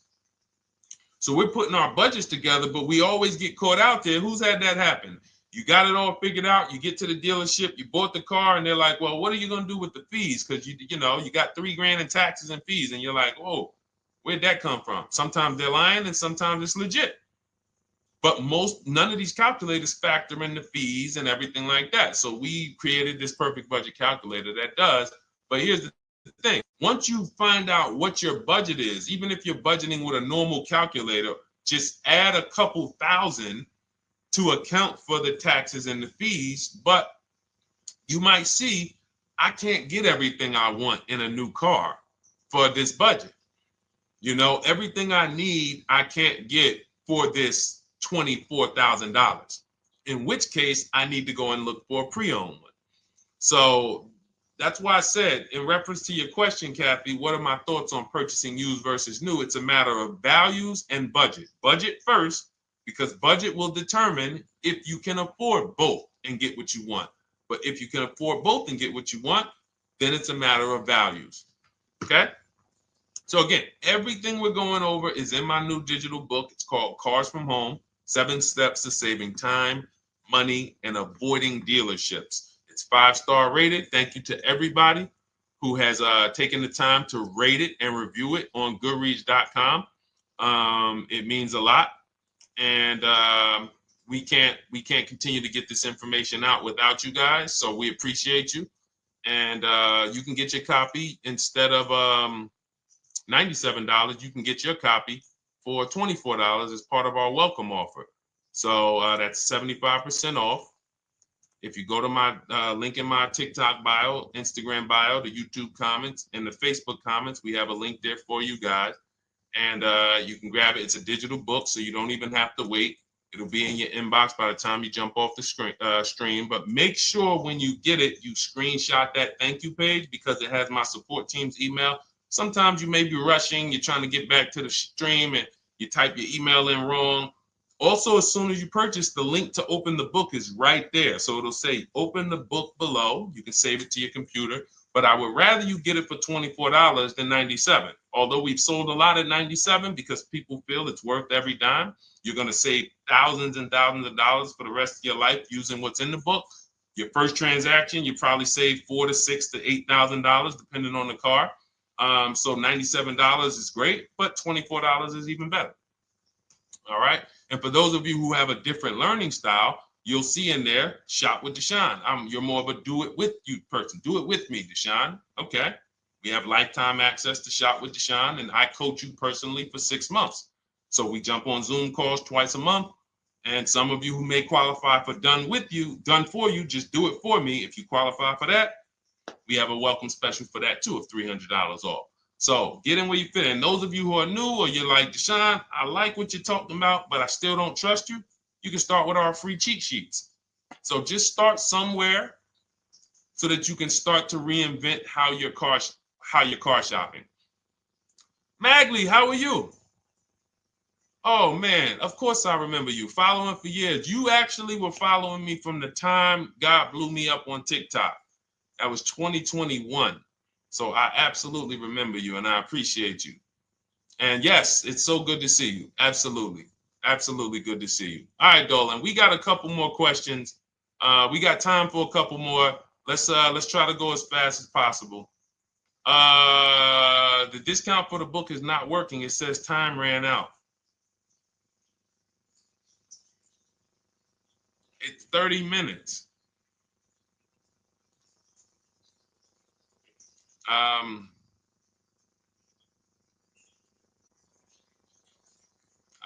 don't know. I don't know. Y'all help me out. I don't know what to do with that. I'm sorry. If the welcome offer for $24 was not really 30 minutes, then that means I'm just lying to you. You know what I mean? I'm just like, oh yeah, it's 30 minutes, but come back in 2 hours and it'll still be, you know what I mean? It's, start with the cheat sheets. You know what I'm saying? Like start with the cheat sheets. Get yourself your free cheat sheets, and start there. And when you feel better about working with us in some capacity, you go to the next step. Start with the free cheat sheets. All right, let's go, Dolan. So I'm a new driver. Should I be looking to be an 8-year person or a lease person? Well, I'll tell you this. I got 3 young adults. 2 my daughter, my daughter who's 18, my niece who's 20, and then a young man that I, basically like a son to me who's in the Navy and he's 21. Well, he'll be 21 this year. So he's 20. Now, they all called me in the last 3 months because my daughter's getting her license. My daughter didn't call me. She's getting her license in the next, in June. And we've all talked about this. How should I get this car? Now, my situation when I was 22, I'd already bought a $500 Mitsubishi Eclipse. Transmission went out on me probably after 6 months. And then I bought a buy here, pay here car. This is before I got into the car business. I got into the car business, I was 22, working for Pontiac GMC Buick. So I get this buy here, pay here car. It was a quality Chevrolet Cavalier. I didn't know anything about cars, so I went to a local spot. They said, hey, put down this, just pay us $50 a week. So I did that. But 22, I had my daughter, and my boss says to me, hey, why don't you lease something? And I was already selling cars, but I just didn't think, could I even, qualify for a lease? I don't even know what I was selling them, but I'm just literally doing what most salesmen do. All right, he wants to lease. All right, what's the payment? Yeah, tell him it's this. All right, perfect. They said it's that. Oh, that's a little too high. All right, they said it's a little too high. All right, so that's what I was doing. I didn't really understand anything. That's most car salesmen. So I end up getting a Pontiac G6. I'm 22. I paid $256 a month. Now, it would have been less, but I didn't get a tier 1 approval because I didn't have, I think my credit was like mid sixes at that point. And you know, you really want to be over 670 to get most of the tier 1 approvals. But it would only raise my payment maybe $25. Wasn't a lot. Now I'm 22. I'm driving a brand new 2007. It's still 2006. 2007. I'm pulling up, brand new car, full warranty, $256 a month. At the same time, I have a friend, got a vehicle, Toyota, financed it, went in. She had, you know, we had our, she had a young child, a little older than us, maybe 1 or 2 years older than us. And then she goes and she purchases a car. $500 a month. She didn't get ripped. That's what a $20,000, $22,000 car costs. She got a Corolla. $500 a month. We're 22. Plus insurance. This is enough to break a young person, young family. I'm paying $256. She's paying $500. That right there. When I tell people that story, it's amazing to me how many people will say, Deshone, when I got my first car, my parents took me out. We financed this car. We financed this. I was paying $400, $500, $600 a month. Whether the parents were paying some of it, or they were paying some of it, or they were paying all of it. Thank you, Kathy. Appreciate you sharing. So this is what all of them, all three, well, 2 of them. I don't know about the young man. Because his parents. His parents, I'm not going to override your parents. And if your parents tell you that they think you should buy a used car or buy a good, then okay. But I'm just telling you, when you see my daughter and you see my niece pull up in brand new cars and they have low payments and they don't have to worry about getting stranded on the road, hey, call the tow truck. Do we still have a warranty on this thing? So I would be telling, again, 8-year rule. Because if I've had young people in their early 20s who are like, I'm not even into cars. Like, I'm going to buy this and I'm going to keep this car. Like, I'll keep it 8, 10 years. I don't. And I've had some people who they know when they get a better job, when they move to this, they're going to start a family. They're probably not going to keep the car 8 years. So it still goes back to the 8-year rule. Always. Always. Most young people, most people should be leasing their cars. That's how I did very well throughout my 20s. Praise the Lord, because I did not have high car payments. I didn't have cars breaking down on me where I had to be like, oh man, couldn't get to work today. Not many 20-year-olds, 23-year-olds are keeping cars 8 years. So when you're putting them in used cars, you're really setting them up for failure in a lot of cases, compared to if they were just leasing, getting look,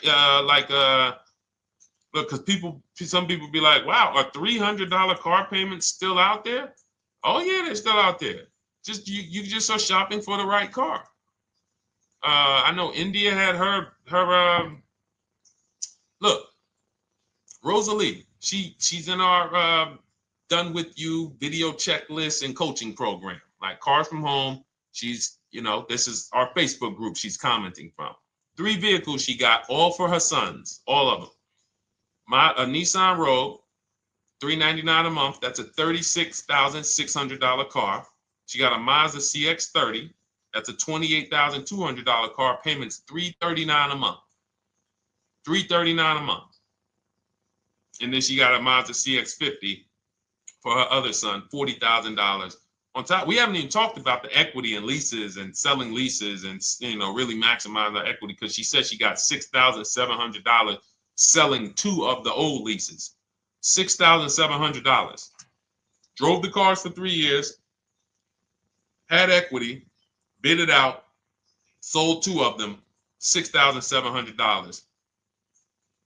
You're probably like, Deshone, I didn't even know you could sell a lease. My question is, how much has that cost you? So when you're looking at investing in anything we're doing, be it my book, be it Shop with Deshone, our video checklist and coaching, be it our Done For You program. One thing that we do covers everything. Your first deal, if you're moving, you're gonna be like, shoot, I got everything I just invested back times 10. That's what we hold ourselves accountable to. Just her equity alone, she made $6,700 selling 2 cars. Didn't even know I could sell leases, and I just put $6,700 in my pocket selling 2 leases. Whoa. So $300 payments. Those would be perfect cars for young people. $339, that's with no money down. Imagine if she wanted to put another $2,500 down, bring the payment down to, $275. This is the way to be moving. And those of you who are getting this, are you getting this? If you're getting this, type some dollar signs. Who's getting this? Who's getting this? Type dollar signs in the chat.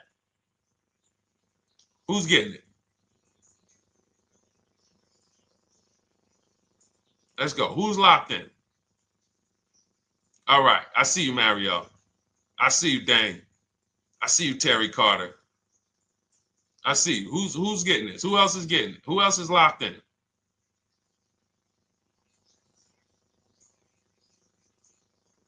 A lot of y'all on here. Listen. I see you, DJ and Nice. I see you, Arms Reach. And I can tell the people that's locked in because they be like, all right, Deshone, you said you're here for 90 minutes. I know we got about 3 minutes left. I mean, I'm hanging for this whole thing. I don't want to miss anything.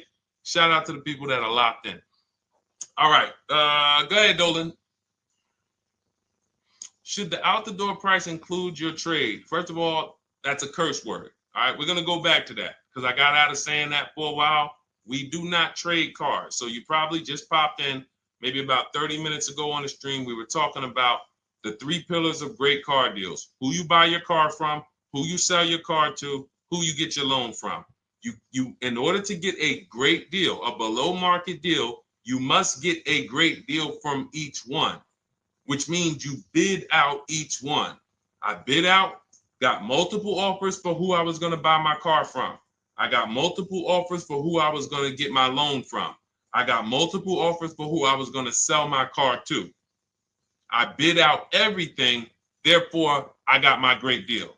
If you bid out this, but you don't bid out this, and somebody you get an interest rate of 7.1 when you could have got an interest rate of 5.2, you lost $2,000.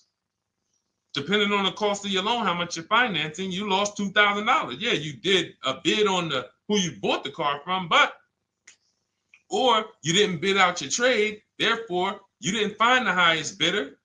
You traded your car for 14. Another bidder would have paid you 18. You lost $4,000. So you got to bid out everything. That's why we do not trade. The only people that have to trade are people with a lot of negative equity who can't pay off the difference. And that's why I am the reason for negative equity is not understanding leasing. You buy your cars, take out loans, switch the car. Negative equity. It's literally the reason for negative equity is I should have leased, but I didn't. Now I have negative equity because I'm replacing this car with a loan still on it. So out the door price will not include your other car. And if I was trading a car, then yes, the out the door price would include the trade. But because we do not trade cars, our out the door prices don't include the trade. Let me show you an example of what our out the door prices look like. So these are some spreadsheets for our Done For You program where we shop for clients.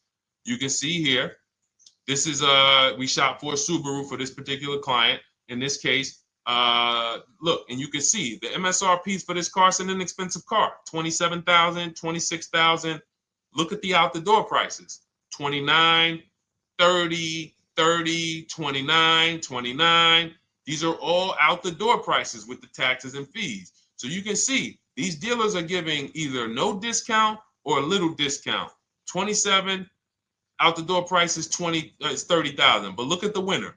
Look at the winner. This particular dealer won the bid at this particular time They're not going to win the bid all the time. In this particular case, they needed the unit. $27,900 is the MSRP. Out the door price is $27,463. The out the door price is lower than the MSRP. How? Because they took off almost $4,000 in discounts. Almost $4,000 in discount. So every time you shop for your used cars or new cars, this is how you should be shopping. If you're not leasing, this is how you should be shopping. I'm getting multiple offers, out the door prices, comparing who gave me the best offer. Who gave me the best offer? Oh, look, Daniel Thompson said, D, I'm bidding out to sell my car and got a $4,000 swing from the lowest to the highest bid. This is the people who you listen. If I can bring them on and have them talk, they would be talking to y'all about how different this is. I didn't bring you here on a Tuesday afternoon, or you're not watching this. If you're watching the replay later on Tuesday, or maybe, Wednesday morning, we go live at 12 noon, Monday through Thursday. So we replay the show just for everyone who missed it. You can send all your friends, family, go to Deshone the Auto Advisor's pages, watch the replay from today's show. But they know this is, I didn't bring you here to talk to you about hundreds of dollars. We are talking thousands of dollars at all times. There is never anything that we talk about that is hundreds. Let someone else talk to you about how you can save a couple hundred more per month. We might be talking about hundreds per month. That might be the only time we're talking about hundreds, $200 per month. But other than that, which equals thousands. We're not here to figure out how we're going to save $50 this month. No, this is big, huge money. So thank you, Daniel. Thank you for tapping in with that information. So, all right, listen, guys. Everything we teach is in a step-by-step format, because when it's not step-by-step, you'll get overwhelmed. When it's step-by-step, you can challenge yourself to stay right on this step, check it off, move to the next step. Check it off, move to the next step. Step 7 in our Cars from Home process is delivery. Step 6 is paperwork. Step 1 is the most important question, which is the 8-year rule. It's literally called the most important question.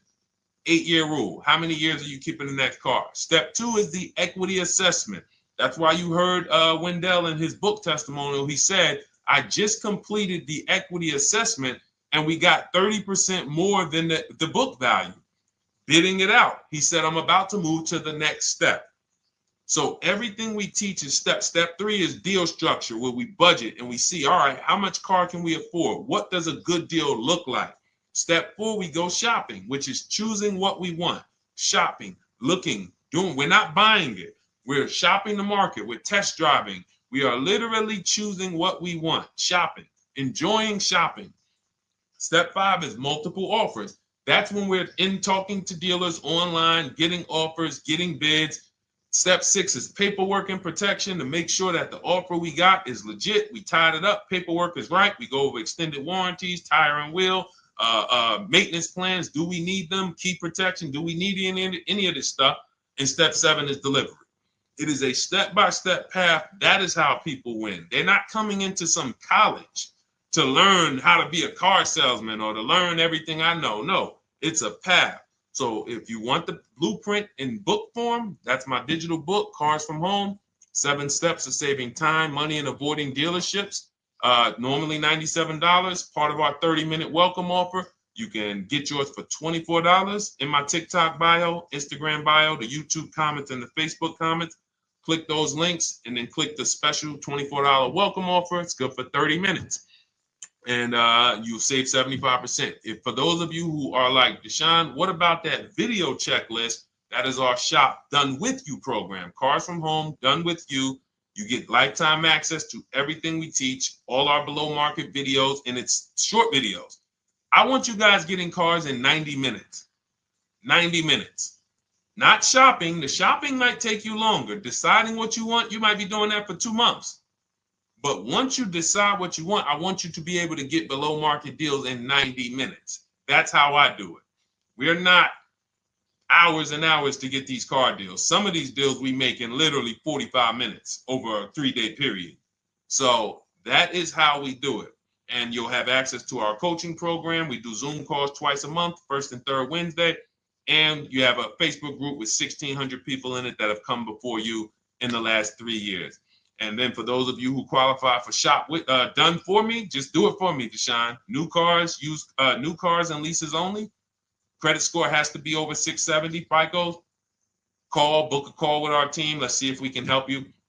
All of those have welcome specials. The book is 75% off welcome special. Shop with Deshone is $200 off welcome special for 48 hours.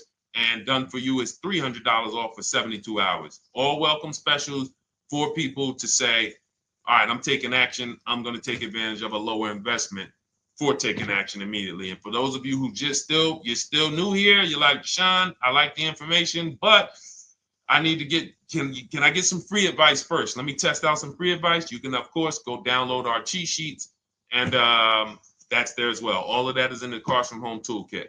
So always a pleasure. We will be back tomorrow, 12 noon. Please mark your calendars, tell your friends, bring a friend, and we'll continue to, we'll continue to do what we do and try to make sure you guys have everything you need to win every car you get. I want you sending pictures with the numbers. You know you've done it right when every car you get, you have pictures with the numbers. You know people who purchase cars all the time, all post their pictures. Hey, had to upgrade. Oh, just got this. Hey, had to treat myself. Oh, watch it now. But you never see the numbers because they really are not confident in the numbers. They don't want to talk about the numbers. Everybody who shops with us, whether you're getting our book, whether you're using our stuff, and sometimes people who they piece together my social media videos and they'll get it done. But they are sending the numbers. Look at what I paid for this car. Not only did I get a great car, but look at the deal I got on the car. That's when you know, all right, you understand this thing. All right, have a great day, y'all. See you tomorrow. And if you couldn't make the whole broadcast, feel free to watch the replay. We'll be replaying it throughout the day until tomorrow's show. All right, have a great day, y'all. Thank you. God bless you.